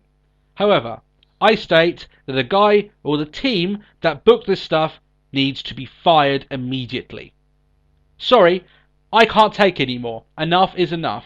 They need to go. They need to look at the door, walk through it, go anywhere else apart from on this show. I do not want to see any more of this shit. And I'm serious. I want them to be fired now. Categorically. Fair enough. Right? Come on, Matt. How many times have you and me said on this show of these sort of segments, and we've praised WWE the last couple of weeks, stating, you know what, they've kept this sort of shit to a minimum, and then sometimes they just come back with this sort of garbage, and it gets highlighted on the fact that the show was bad, in general. These guys need to be fired. They need to leave the company. They need to have someone else who knows that this stuff is shit and shouldn't be booked. Mm-hmm. And I haven't been that harsh. I said I don't want people to lose jobs. But when you're doing this, and technically you're destroying other people's careers by putting them in this shit, because it ain't ever going to get over, then you need to leave. We don't like this stuff. Yeah, it's painful to watch. They need to go. Right? I've had enough of it now. They need to be let go. You need to find someone new. Like, if it's just, if it's their whole creative team coming up with this, then obviously they don't know what they're doing, right? So Vince McMahon doing this, he's out of touch, and that's one of the things that Punk is obviously saying a lot in his thing. We'll get into that. We'll make a lot of references towards that, but it's hard not to. That's it. If it's just one guy who's in charge of all this, he needs to be fired. I'm sorry, but how many times are you going to keep doing the same stuff? We've blasted WCW going through constant fails of the week because they keep doing the same things wrong over and over again. We what was it for the 50th episode? We did the Vampiro blood segments, right? And they kept doing it, even though it kept fucking up. Why keep booking this stuff when it doesn't work? It's not good. I can't imagine anyone saying to you, well, the best thing I saw on Raw this week was segments where the bunny danced and they cracked loads of really bad jokes and, all this shit and all this garbage involved in that. Yeah. Adam Rose still There's moments where it was shocking. Adam Rose, there's a reason we call Adam Rose the Black Plague of horrible segments. When he's on the show, the way he's booked is horrific. And anyone involved with the booking of him needs to be fired. Do you think I'm being too harsh? No. Some people could say that. Hey, I never wanted Adam Rose. Yeah, you want to go back to Leo Kruger, don't you? Yes. When it's literally like, fuck this bunny. I just switched back into Game Hunter. Yeah. And just fuck him up. Yeah. I've lost all patience. If someone comes up to me in the middle of the street, and says to me, well, Tony, I'm the guy who booked that stuff. Are you going to say that to my face? Which is, yet again, another thing to CM Punk. I've got no issue saying to the guy, you should be fired. You've wasted my time. You're wasting my time with this conversation, because I will say to you that you should be fired. A good day to you, sir. Maybe whoever is involved, can do good writing, but there's there's a multiple of reasons why they keep writing this BS. Maybe it's too long of a show. Maybe they're out of their limit. Maybe this is the kind of stuff that they just don't play to their strength. Maybe they're better at writing other stuff, but they've been stuck doing this, so they can't do it that very well. Or they're stuck with a gimmick that doesn't really work. They're trying to make the best of it, but they can't. Regardless of that, if that was your job, you have failed. I can't explain it any better than that, can I? Really? No. But there we are. And like I said, even if it is Vince the one's coming up with it, then I know he's not going to, but he needs to leave. He needs to get his hands out of creative, his grubby mitts out of it. But there we are. Still, let's move on. No. I think I've raged about that enough. How many times have I raged about that fucking bunny on this show? Jesus Christ. This isn't Tony's Fairy Fury 2.0. I'm not even raging against the bunny, it's the people that book the fucking thing, but there we are. Ryback, interviewed by Renee Young. Ryback says he's excited for Thanksgiving, but wants to have a quick snack at the concession stand. All I can think of, funny enough, with this, Ryback's poor family at home, when he's just shoveling loads of food down his throat, and they're just like malnourished. They're like, can I have some? It's like that Family Guy with like John Goodman's family. Yeah. You'll get what's left. There's never any left. Feed me more. Yeah, ends up eating his children. But I just thought that was quite funny. But anyway, yeah, there was a New Day promo afterwards. We've already talked about that. But then Ryback goes to Kane. He's demanding food, and as he orders his food, he's like, "Oh well, I'm going to attack you," and get his beloved salted nuts.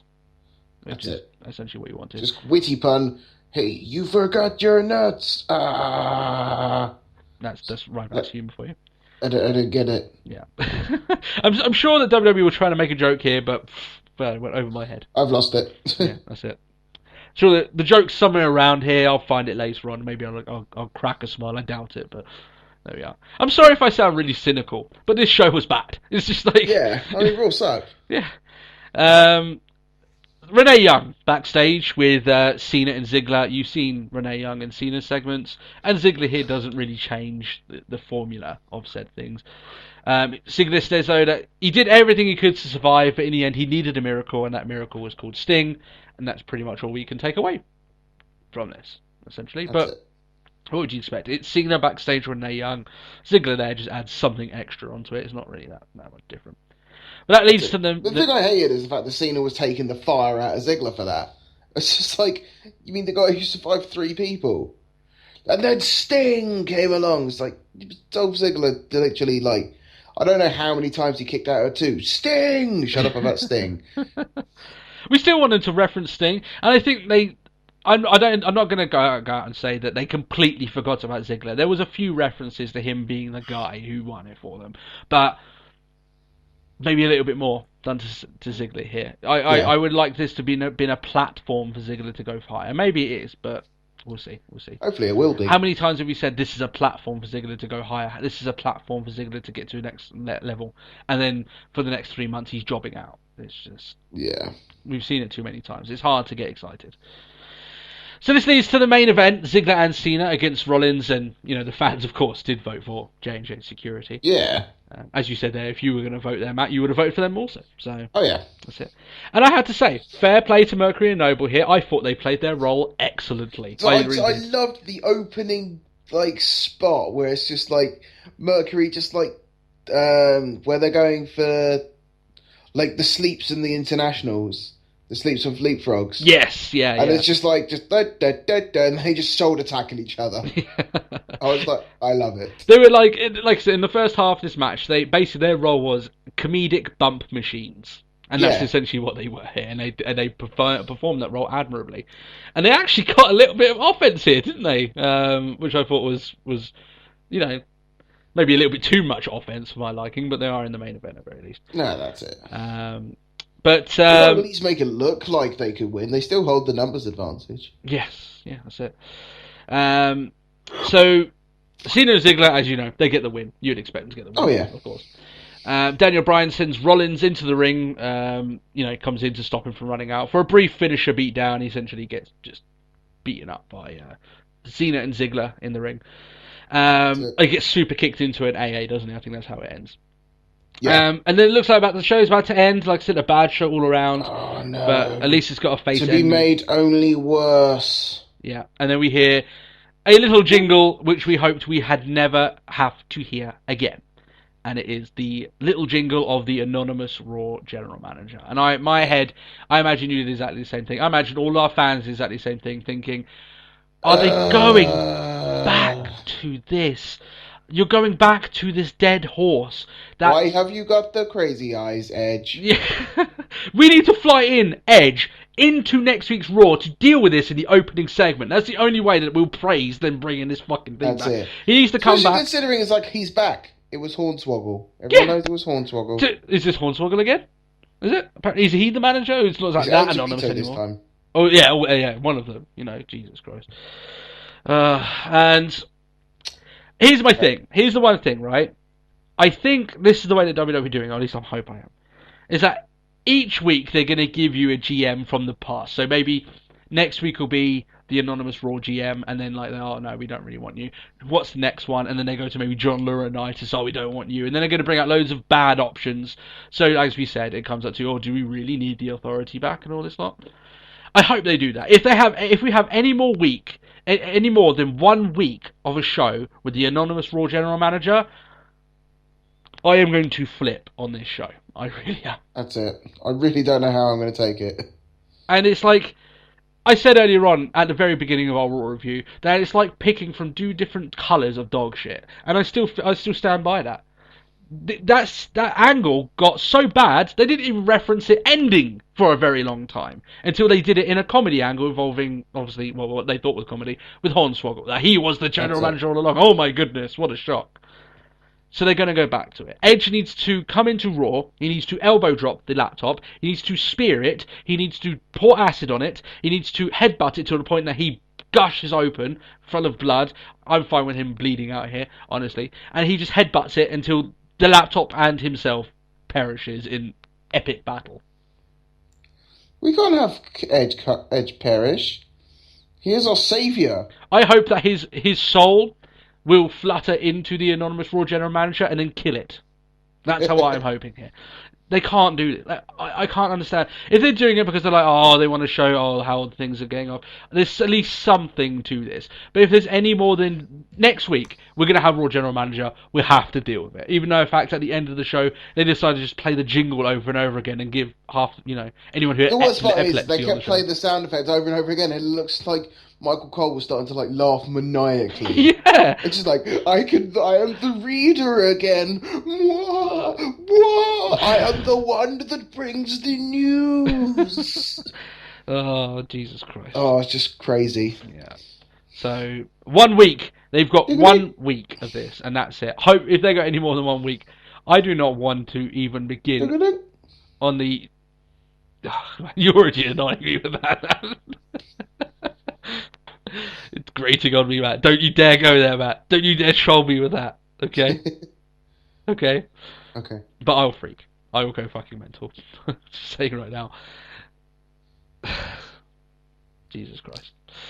Anyway, all in all, the show is a bad show. It's a bad Raw. It's a boring Raw. There isn't that much to see. Terrible.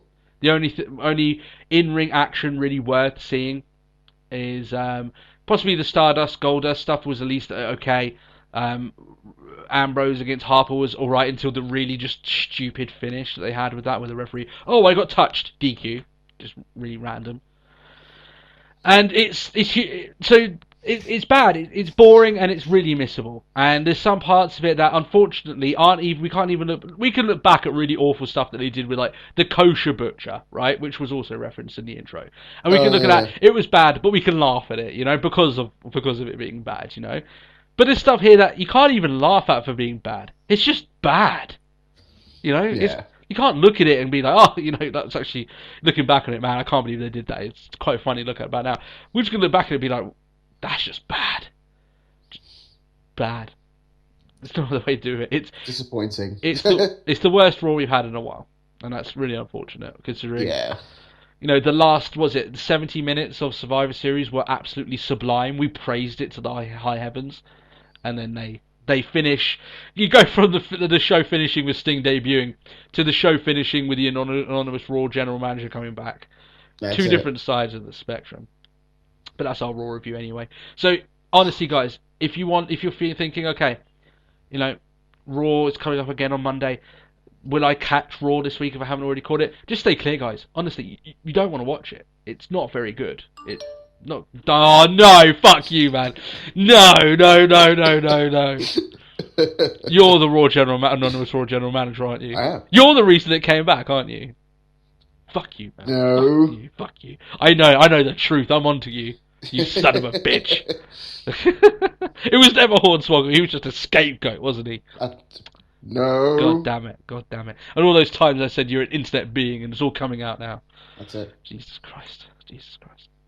Anyway, moving into more interesting stuff than Raw, because Raw was crap. There's just no getting around that. Our awards. Here we go. Interesting here. We've got several categories that we've set up. I think we've got about 10 of them. And just to remind you that the way the format we're going to do this each year is that me and Matt are going to give forward our pick. We're going to debate, and then we're going to decide on who gets that award this year. Yeah. And I've got a few honourable mentions on other people that could go from that. But here are the awards. I'll go through them so you guys can understand roughly what we're going for. No, actually, no, we'll be fine. We'll just go each one. It'll be fine. Yeah. But the ultimate Let's Talk Wrestling award that we always give out is not Wrestler of the Year and Female Wrestler of the Year, even though we do have that. Our one is Match of the Year, and that's the big award that we give out, that we're going to give out from now on out. That's it. And we do have Match of the Year honourable. It's that sort of, it's two to tango sort of thing, so we'll go with that. Yeah, exactly. So we start off with Female Wrestler of the Year for 2014. My pick for Female Wrestler 2014. By the way, this can cover TNA, WWE, whatever me and Matt have seen. Okay, so if you go, oh my god, you guys are completely fucking wrong. You're just like, oh, you haven't seen all this stuff from New Japan. You haven't watched all this other stuff. Lucha Underground and all this stuff. Well, because we haven't watched it, we can't give awards out for stuff we haven't watched. So, and this is only our opinions, of course. This is an opinion show. I've always stated that as such. So if you disagree, that's great. Just don't go mental on us if you have a different point of view. In fact, let us know why you think, who you think should get the award. We'd love to hear from it. But don't go, you guys are fucking idiots, because there's no, it's just our opinions of what we've seen. So, got out of the way. Female Wrestler of the Year. My pick for Female Wrestler of the Year is Gail Kim from TNA. What's your pick? Mine would be Bayley in NXT. Okay. Interesting. I thought you'd go with Charlotte from NXT. I caught you out. Here we go. So, we're going to debate now. Bayley still is developmental. She is nowhere near the league of Gail Kim. Agreed. Gail Kim, to me, is the best female wrestler on the planet. And when TNA say that, is one of the things that I do firmly believe with them on. I think she's phenomenal. And although I haven't seen much of her in-ring action more recently, she was the shining light in that division. And I can't see anyone in-ring better than her this year. Including Bayley and Charlotte and AJ Lee and all that. That's fine. So what do you reckon for... What's your defence against Bayley there? My defence for Bayley is because she's had... Whilst, yes, still... green in comparison to sort of Gail Kim. I think she's had a massive year in the terms... We mentioned at the start of this podcast that it's the year of developmental. Okay. And to say that she hasn't developed to such an extent for this year, her match with Charlotte was amazing. Okay. And she had that, we credited her for it because she had the whole fighting spirit all the way through. And it's a really difficult one to, you got to maintain, you can win.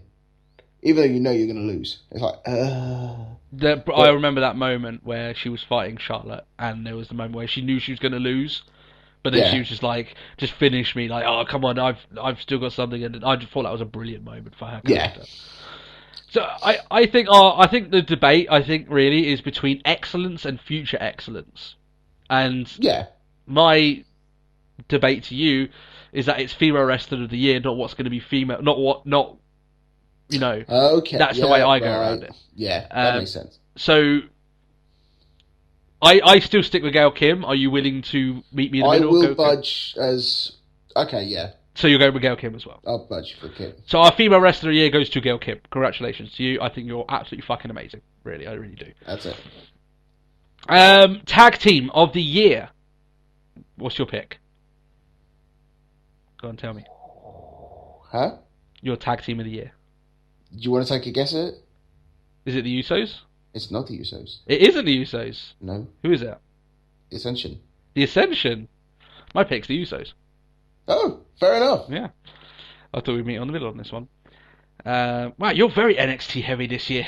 Wow. Man, I've been really enjoying NXT. NXT has been my saving grace for this year. Now, the reason I say the Usos, so I'll state my argument first. You look at the year that they've had. They went from being relatively irrelevant, and then they went to have some phenomenal matches against the Shield last year. You know. Yeah. This year is when they faced, the New Age Outlaws when they came back and were champions, and they won the belts. It was for the first time in their career. They went forward and had some excellent matches, throughout their stint. They even had some really awesome matches with the likes of Golden Stardust.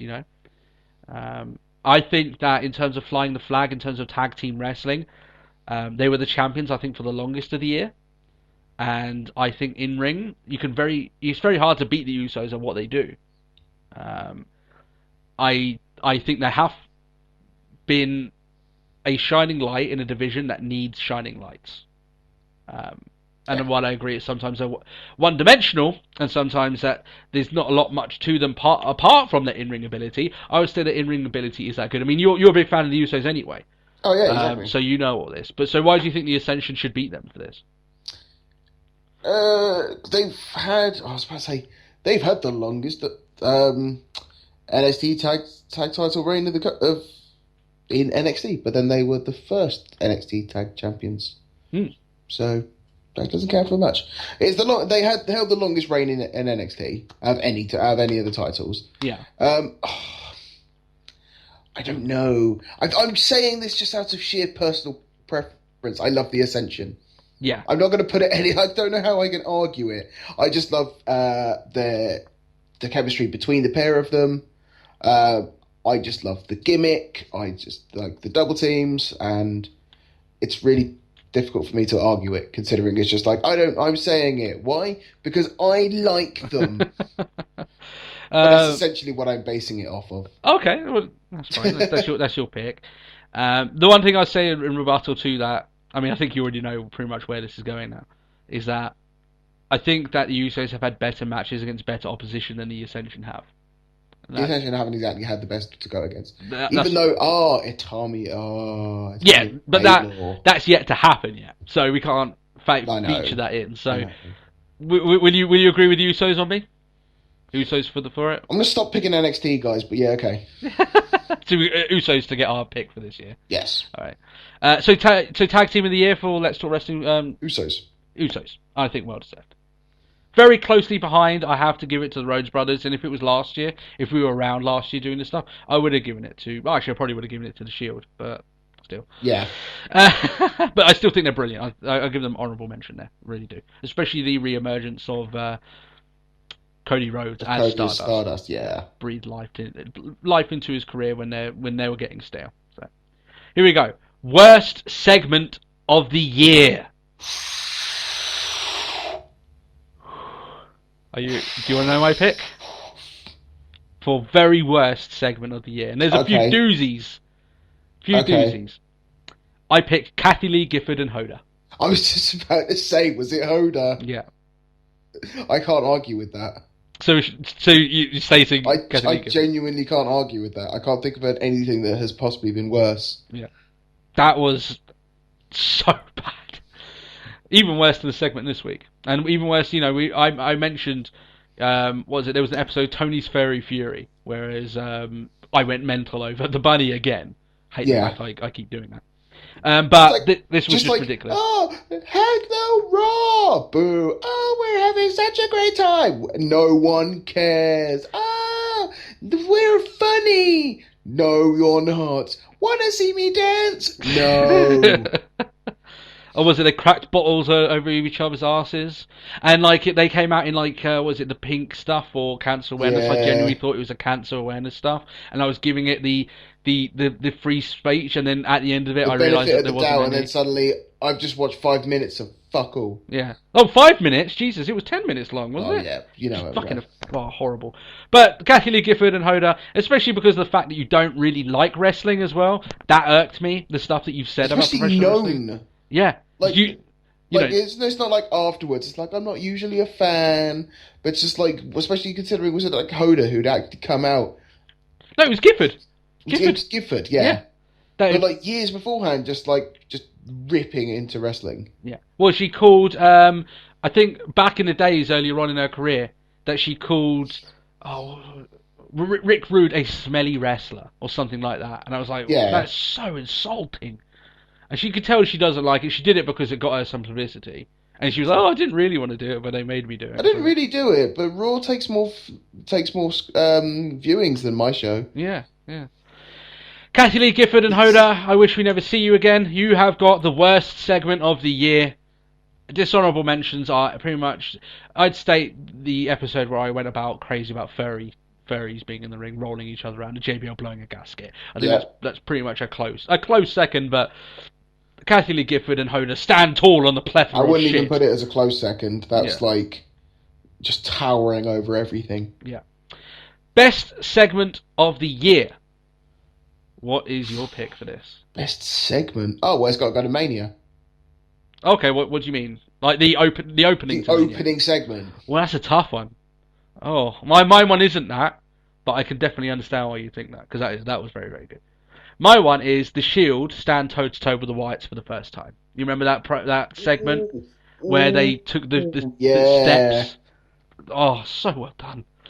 Oh, I loved it, and every single step that these guys made, the fans were popping as if, this was the best thing in the world, because it was, and I thought it was amazing.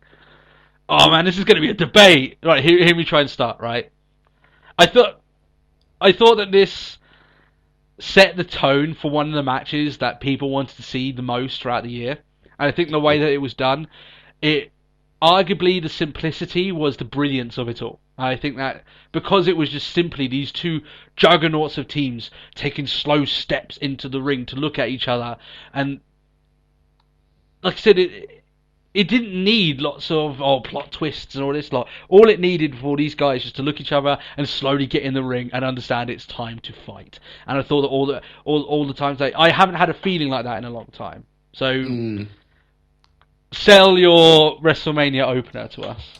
Because it was Hogan, Rock, and Austin in the ring. That's a pretty good rebuttal. Just like the sheer cheers, the energy of just like we knew Hogan was going to be there, and then suddenly Rock, and then suddenly it's like, oh, it's kind of cool, Rock and Hogan, they've had matches before in the past, and then glass shatters, and that's it. I am 15 again. Yeah. And you know what's strange about that is that segment went on for, was it 25 minutes, 30 minutes? 25 minutes, and I didn't care at all. It's like, this is WrestleMania. This is 4 hours of just like, and we've wasted quite a chunk of it. I don't care. Yeah. Really don't care. I'm tempted to go with you on this one.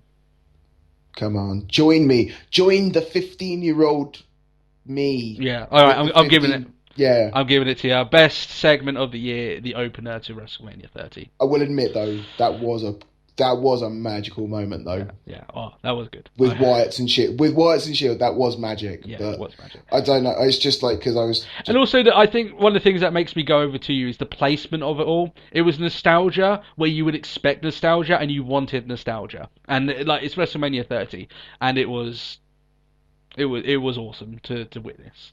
And yeah, no, I'll give it to you. Yeah, best segment of the year, I'll give it to you. There's been a lot of good segments, and it doesn't have to revolve around, like I said, WrestleMania and stuff like that. And I'd love to hear what you guys had to think, because it's all down to opinions, of course.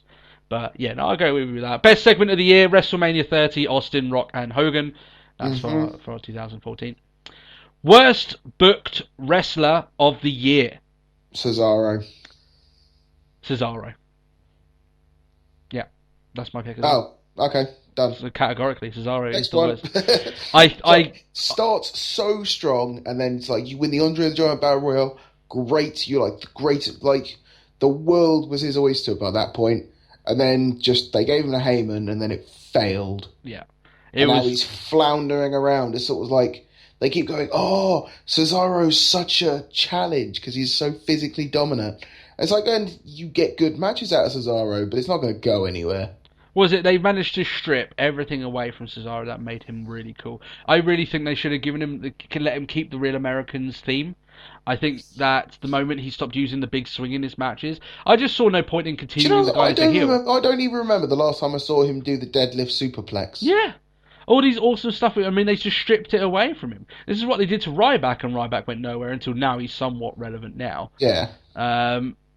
But as we all know, I mean, I think we can confirm now. He's pissed someone off recently. There is absolutely no other explanation to why he's been so misused. That's it. He's pissed someone off and now he's paying for it, unfortunately. And oh my god, the amount of stuff you could do with this guy, the amount of stuff it makes us shake our head. It really does. So yeah, Cesaro, worst booked wrestler of the year, and oh, what a shame for the guy. Because like as you said there, Matt, he had a great showing at Elimination Chamber. He won the Memorial Battle Royal. He had that awesome Raw After Mania segment where he joined Paul Heyman, and it was then as if, okay, you've had your moment, now you're gonna have nothing, and it's like, really, and you look at the guys that have beaten him, and it's just like, oh, what have they done? What have they done with him? Yeah, it's crazy. He's pissed someone off. I also put Bray Wyatt as an extremely close second because I think now at least they're doing something with him. But for a very long time, the Wyatt family was floundering. Yeah, they and considering how good the time of Cena. Yeah, I mean, considering how good they could have been, I mean, some people could probably still put an argument to why he should be in that slot because he should be one of their main event stars, but he's not, and he feels like he's catching up to people instead of rising above them, and it's a bit of a shame. So yeah, worst booked wrestler of the year, Cesaro, which makes me shake my head. Best booked wrestler of the year. What's your pick for this one? Tough. This is actually sort of one that I was really struggling with. Do you want to know my pick? Go on then. My pick is Rusev. I can understand. I think I was going to go Bryan. Oh, for the times that he was put in. For the lead up to Mania. I can't overlook the fact that he's been gone so long since then, unfortunately. For the fact that he's been out ever since, yeah. So my argument with Rusev is that the guy's still undefeated. He's been a vocal point. He's had clean wins over big opponents. And big in size. They finally put the US title on him, which I thought was overdue. Only the last couple of weeks have they made this stupid mistake of having Stephanie McMahon belittle them and stuff like this. And, at some points their segments are a little bit, again. But you look at the fact is that they managed to get a lot of heat out of what is a cheap angle. And I think Lana and Rusev have done very well. I think WWE have done well to stick to their guns. And it's still at the end of this year, at the end of the day, I'm under no illusions. We can only go from what we've seen this year. Next year, he's probably getting beaten, by John Cena. And then we're going to say, he'd probably be a candidate for worst booked wrestler of the year next year. But we can only go from what this year is, and I think he's been booked excellently. Oh, yeah. He's been protected, like, very little of the NXT roster, when they do get brought up, have been protected. So, that's the reason I say Rusev, in terms of best booking. That they're going for. Will you go for Rusev, or have you got someone else that you've got in mind? But I know he's not been around, but the whole story leading up to Mania for Bryan. There's argument with that. They can't book him when he's. The thing as well is that I still think that the way you can still take into a factor of Bryan, how they booked him afterwards. They still call him a B+ player. They're still slamming his character. Yeah. That is damaging. The stuff that he had with Kane, which you and me were very critical of, that he just looked like he was a pussy, essentially, was bad booking. So when I racked up to Rusev, I don't know. Rusev has been the most strong booking recently. Yeah. So that's why I go Rusev. Alright. Fine. You want to go Rusev, yeah? I can't deny the fact that they've literally just this is a Russian powerhouse. Yeah, it fucking is. Yeah. They fair enough, right? He would be less of a choice if he were beating people by cheating. but he's been beating people clean without hitting them. And, Always clean. Yeah. So fair enough. And some of these, like I said, some of the segments have been iffy, but I always think that he's been protected. He's been booked well. And that's the reason why I go with that. The Rising Star Award. What is your pick? I'd love to hear your pick on this. Rising Star. Oh, yeah. So who do we think, has elevated, or put himself in a position where he can be something big? This could be NXT main roster, or another company. Any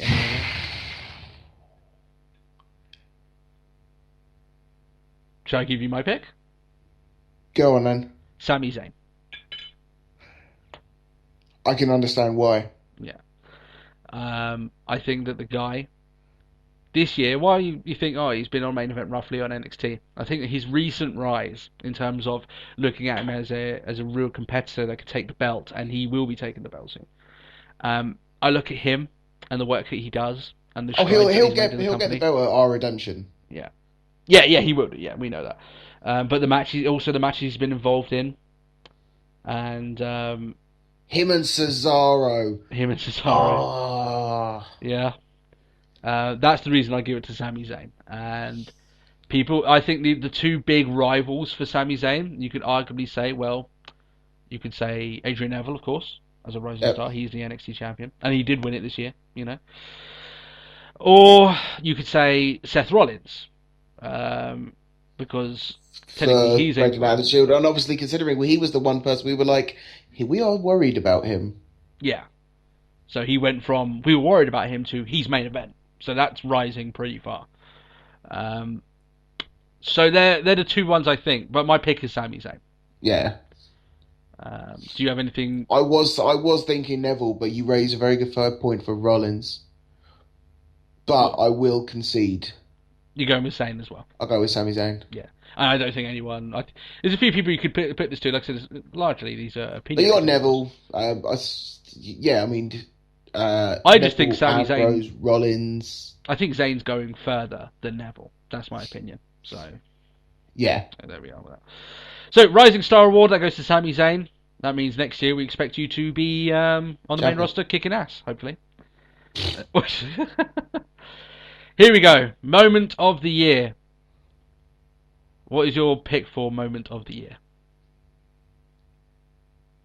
I think there's two here. Maybe I should have nominated the Mania part for this bit. Well, my one is WrestleMania. It wasn't that opening bit though. Had to find it'd be triple threat finish. No. See, moment of the year, I categorise it. Doesn't matter if it's bad or good. It was the one that it was a moment that you will never forget. I think that the clear winner of this is Brock Lesnar beating the streak. I will always remember, for better or for worse, Brock Lesnar beating the streak. For the fact that it was that. I think Sting's debut is a close second. It's not so much a close second. I think it's a second though, for a moment. Yeah. What do you not agree with that, or do you think or maybe you're thinking Daniel Bryan winning the belts was the moment of the year, for most memorable though, I was trying to forget. Oh, sorry. Don't remind me that happened. I was just such a bad. Oh, I hated that. I don't think no, it wasn't the fact that he lost. If he was booked to go down, he was booked to go down. But it's the fact that he got concussed 3 minutes in. It's great. Yeah, it's like the worst match he's had in 10 years, at WrestleMania. Yeah. And that's even against Mark Henry, which was pretty bad as well. Yeah. Yeah.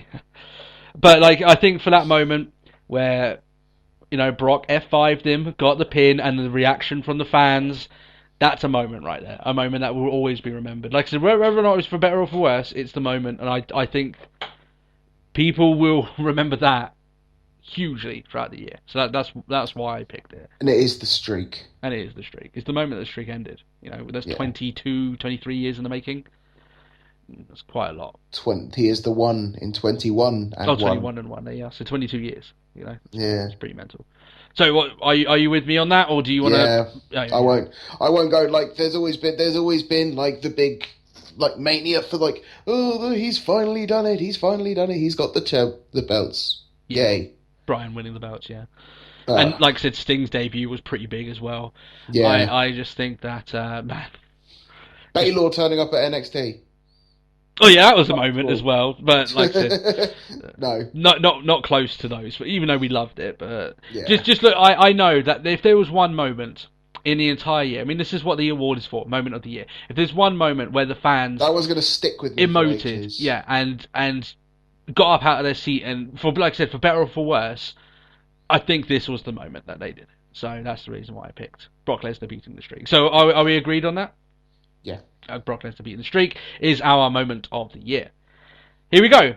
Last two awards, maybe the two most prestigious. Male Wrestler of the Year. Who is your pick? Rollins. I'm so glad you said this. My pick is Seth Rollins. Yes. I think he's the best wrestler this year, By far. by far. And for how far, for the state that his career is now in. To be a year in. How I said time and time again, the guy is money. He's main event. Out of all three of them, he's the most main event out of all three of them at the moment, of the Shield. Yeah. And it doesn't matter about that, right? Just, I know that's putting him up against the Shield. When you put him up against the fact that he looks like he belongs in the ring against the likes of John Cena, against Randy Orton, against all these other main event caliber stars, he doesn't look like, oh, he's in this main event, well, how this elevates him. He looks like he should have already been there. And he looks like he should... Yeah, it's like belongs how there. was he? Why was he not up here last year? Yeah. You look at the matches he's had as part of the Shield earlier on in the year. You've got the fact that he was involved in a match with the Wyatts, Evolution. He had the awesome match that he did against Dean Ambrose at Hell in a Cell, which unfortunately he won, but still. The Money in the Bank match, he's Mr. Money in the Bank. His profile has risen so far. And this isn't the Rising Star Award. Like I said, we gave that to Sami Zayn. But I just think when you put that all together and you put over a guy that I honestly think has done the best work Just some this year. great matches this year, even singles. Yeah. I think he's done phenomenal work. I think he deserves Male Wrestler of the Year. I honestly think that there isn't that many people that could catch him. He hit the ground running and he never looked behind. He's been going at such a pace. Leg it. Yeah. And he's a good heel. I really do think. I think he's a decent heel. And yeah, I think all kudos to the guy. I think he's got a hugely bright future. I really do. Oh yeah, definitely. I'm so glad we decided on that even before. So yeah, Seth Rollins. Seth Rollins, you are our We Male haven't even Wrestler. discussed this at all. No, we haven't. This is the first time we're talking about it. I wanted it to be fresh so we could have our debates. But yeah, Seth Rollins is our Male Wrestler of the Year. Here's the big one. That is a big award, of course. Of course. Our big award of the year is Match of the Year. And there are a few absolute humdingers of matches. And I'm talking about the likes of Cesaro against Sami Zayn. I'm talking about Cesaro against Cena earlier on in the year, which I thought was brilliant. Daniel Bryan against such Triple a H. golden match, yeah. Randy Orton against Dolph Ziggler, which was excellent. Bray Wyatt against Daniel Bryan at the Royal Rumble right at the beginning of the year, which was also absolutely amazing. Rollins against Ambrose, Hell in a Cell. I am going off, maybe, earlier on you did one off the way that it made you feel, okay? And I'm going with this one myself, okay? Okay. My pick for Match of the Year is The Shield against the Wyatts at Elimination Chamber. Damn you! What, is this yours as well? Yeah! It is! Oh, we got it on the two last! Just for story, for the match that told... I mean, yeah, okay, I was about to say for the match that told the story. Like, you had, obviously, Daniel Bryan overcoming Triple H, Daniel Bryan resisting the Wyatts, and all things like that, but just, This match had everything you want to see in a match. Non-stop action. The story of it was just... You didn't even need that much of a story. It's just two of these factions... It's just the two biggest factions at the time's going at it. Yeah, like we're the biggest faction, and we're the biggest faction. Well, we'll see who really is, and we'll fight each other. And the promos were good for it. The match itself was excellent. We watched it together. We watched it together, didn't we? And you and me, I remember, what was it, your other half saying to us that we looked like two little boys, just waiting for this match to happen, and it it's very hard for a match to live up to the hype that sometimes we as fans give it. I think this match not only lived up to the hype, it exceeded all expectations. It was amazing. They went on to have a few other matches. I don't think they was nearly as good. I think the Elimination Chamber match is the excellent one. That's it. Oh, Jesus Christ, what a match. And you know what? This goes... I know this is the first time we're doing the official awards, but I look at my 3 picks of the last 3 years. We've got Shield and Wyatt's, which have won this year, which I'm really glad for. Yeah. Last year was Shield against Goldust and Cody Rhodes. The year before that were the Shield against Ryback and Team Hell No. Yeah. The Shield have been having some fucking good matches, and it's a shame that they've broken up. But I know they're all going on and doing great things, and Seth Rollins, even Dean Ambrose, even though I dislike the way he's been booked, they've gone on to do good things. When Reigns comes back, he'll be utilised as well. I'm going to miss Shield matches because they are always definitely. The thing I quite love is the fact that there's still that hope, though. Like DX breaks up and it keeps coming back. Yeah, that one maybe 3, 4, 5 years time, there's going to have a moment where these 3 guys, maybe all as faces, maybe one of them's a heel like they are now, but they're all under the caution. They decide, you know what, we need to team up one more time, and they go for a little mini run as the Shield, and then you and me will mark out. That's it. It's just the way it'll be. I'm so glad that we picked the same one. But yeah, honourable mentions. Let's talk about a few of them. As you said, Cesaro against Sami Zayn. What a fucking match that was. Just amazing. Really was amazing. Cesaro against Cena earlier on in the year. I thought that match was also excellent. And there's just one match that everyone overlooks. And it's like, and it was a Raw match. And I think that was probably part of the problem, is the fact that it happened on Raw. Yeah, it was but such a match. It was surprisingly excellent, wasn't it? It was just like we didn't expect it to be that good, but it was. Yeah. And I remember a moment where Cesaro had kicked Cena to the ground, and he got up because he's getting up and he's still got his head down as if he's in this war. Oh, just the visual of it, just brilliant of it. I thought it was brilliant. Daniel Bryan against Triple H was the best match at WrestleMania 30, and I still think it deserves a mention here. I thought it was very well done. Very well booked. I just think it lacked a killer edge that maybe would have propelled it above. That final hurdle, yeah. But I still think it was excellent, between these guys. Rollins, Ambrose, Hell in a Cell. That's probably one of that's the best Hell in a Cell match we've had in God knows how long. Oh, so long. I think the ending takes the shine off it, unfortunately. But still. Orton against Dolph Ziggler, which also was on Raw quite recently. I thought that was also excellent. Yes. But of course. Just not, like I said, just lacked that little extra because it was just a random Raw match. I think obviously damages the whole thing. And my last honourable mention is Bray Wyatt against Daniel Bryan at the Royal Rumble. If you go back and watch that match, I would rank that match better than Daniel Bryan's match against Triple H at WrestleMania 30. I think that was the best match he had this year. Daniel Bryan before he got injured. Fair enough. That match was excellent. I really think that had. What I loved about that match is that it was like Bray Wyatt sent the other 2 out to the back and said, I'm going to take care of this on my own. And they had a great match, and he ended up winning on his own. That's it. They booked that guy how he should have been booked, It's like the one that I loved is like, I think half of it that went into that match is the fact that it was essentially Daniel Bryan fighting for his soul. Yeah. I love the way they used to book wrestlers, fighting against Bray Wyatt. It was like they weren't just fighting a match, they were fighting to survive. Yeah. A lot of the time. And then somewhere within his program with John Cena, that just got lost in translation. Yeah. But, yeah, they're my honourable mentions. Do you have any other honourable mentions, other great matches? I'm sure there is a few that unfortunately we're missing, but not any that jump out at you. For anyone that may be wondering, we praised... NXT, Charlotte versus... Oh, Charlotte against Bayley, yeah. Bayley, yeah. Yeah. I saw a really good Paige and Emma match. Was that this year? Oh, yeah, I think it probably wasn't it? Yeah, yeah, it was. Yeah, it was this year. So, yeah, we can give that. It was for the NXT Women's title. Yeah, I mean, that was before she just debuted, wasn't it? Really early in the year. So yeah. So, yeah, they're honourable mentions from the female side as well. And I have to say that the Charlotte-Bayley match, funny enough, the more I watch it, the more I enjoy it. I've watched it maybe 3 times, and each time I watch it, the more I love the hell out of that match. Maybe even more so than Emma and Paige. I really have to agree. I thought those guys... I find it quite odd that we've never not mentioned Paige at all for these awards. I she's been okay. She's done all right. I just think that she, like, for instance, like the only one that she'd be really up for is Female Wrestler of the Year, and I don't think she did. She had a good year, but as a rising star, nah, not as a women's. It's like you're a wife rising star in the Divas division. That doesn't really count for much. I think the killer stars in the Divas division is just play hot potato with a belt for a bit. Yeah, I think the killer for it for us, and we said this I think last week, is that we haven't noticed Paige have a world class match since she got into the main roster, and she's been on the main roster since WrestleMania. That's a problem, for me.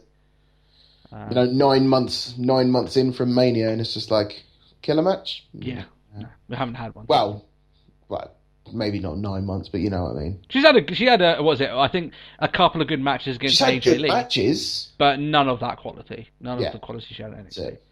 And you could say, well, hopefully when Charlotte turns up. Yeah, hopefully. But like, you could say to us, well, actually, come on, guys, you're being a bit harsh. It's not really her fault, but we can only award on what we're given. If she's not given the time to wrestle, then yeah, that's not her fault. But we can't just say, oh, she didn't get the time, so she would obviously have won anyway. We just give it to her. It just doesn't work like that. We won't award it unless we can see it.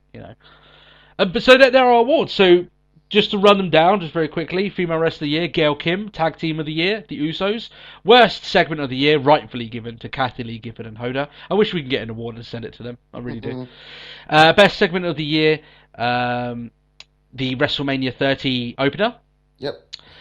Worst Booked Wrestler of the Year, Cesaro; Best Booked Wrestler of the Year, Rusev; Rising Star Award, Sami Zayn; Moment of the Year, Brock Lesnar beats The Undertaker streak; Male Wrestler of the Year is Seth Rollins, and Match of the Year is Shield versus the Wyatts at Elimination Chamber. So there are Let's Talk Wrestling 2014 awards. Yay!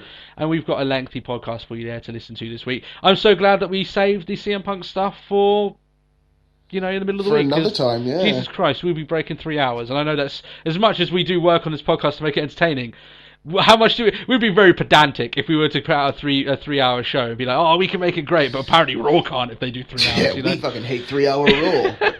You can hear us listen to it about Raw for 3 hours. No. So thank you guys for listening to the show and obviously supporting and going forward. This year has been a great year. I mean, it's the first year and we're doing great, and it's all down to you guys supporting us. Jesus. You okay there, Matt? Okay? Yeah, I'm good. I think it almost exploded. Yeah. No, that was you sending another message. I know you're the anonymous Raw GM. I fucking know, man. I'm keeping an eye on you. But yeah, thank you guys for supporting the podcast so well. Over 150 subscribers from 1 year ago today. Me and Matt would have taken that if you had offered it to us, and we would have clutched it and run away with it. We would have been very happy with that. That's it. So let's continue to grow, and I really do thank you guys for helping us. And we hope you guys have had a great year listening to us. And any of you new guys, I hope that you enjoy listening to us for the next year. We're not stopping anytime soon. On to many more. Yeah, and like I said, we're going to have that debate on CM Punk coming up over during the course of the week. Myself and I'll head down. That's it. Get that out there for you. And hopefully next week we'll have a better Raw, because this week was abysmal. But thanks a lot, guys, for watching. We'll catch you again next week, and we hope you have a good week. And we'll see you around. All right then, bye-bye.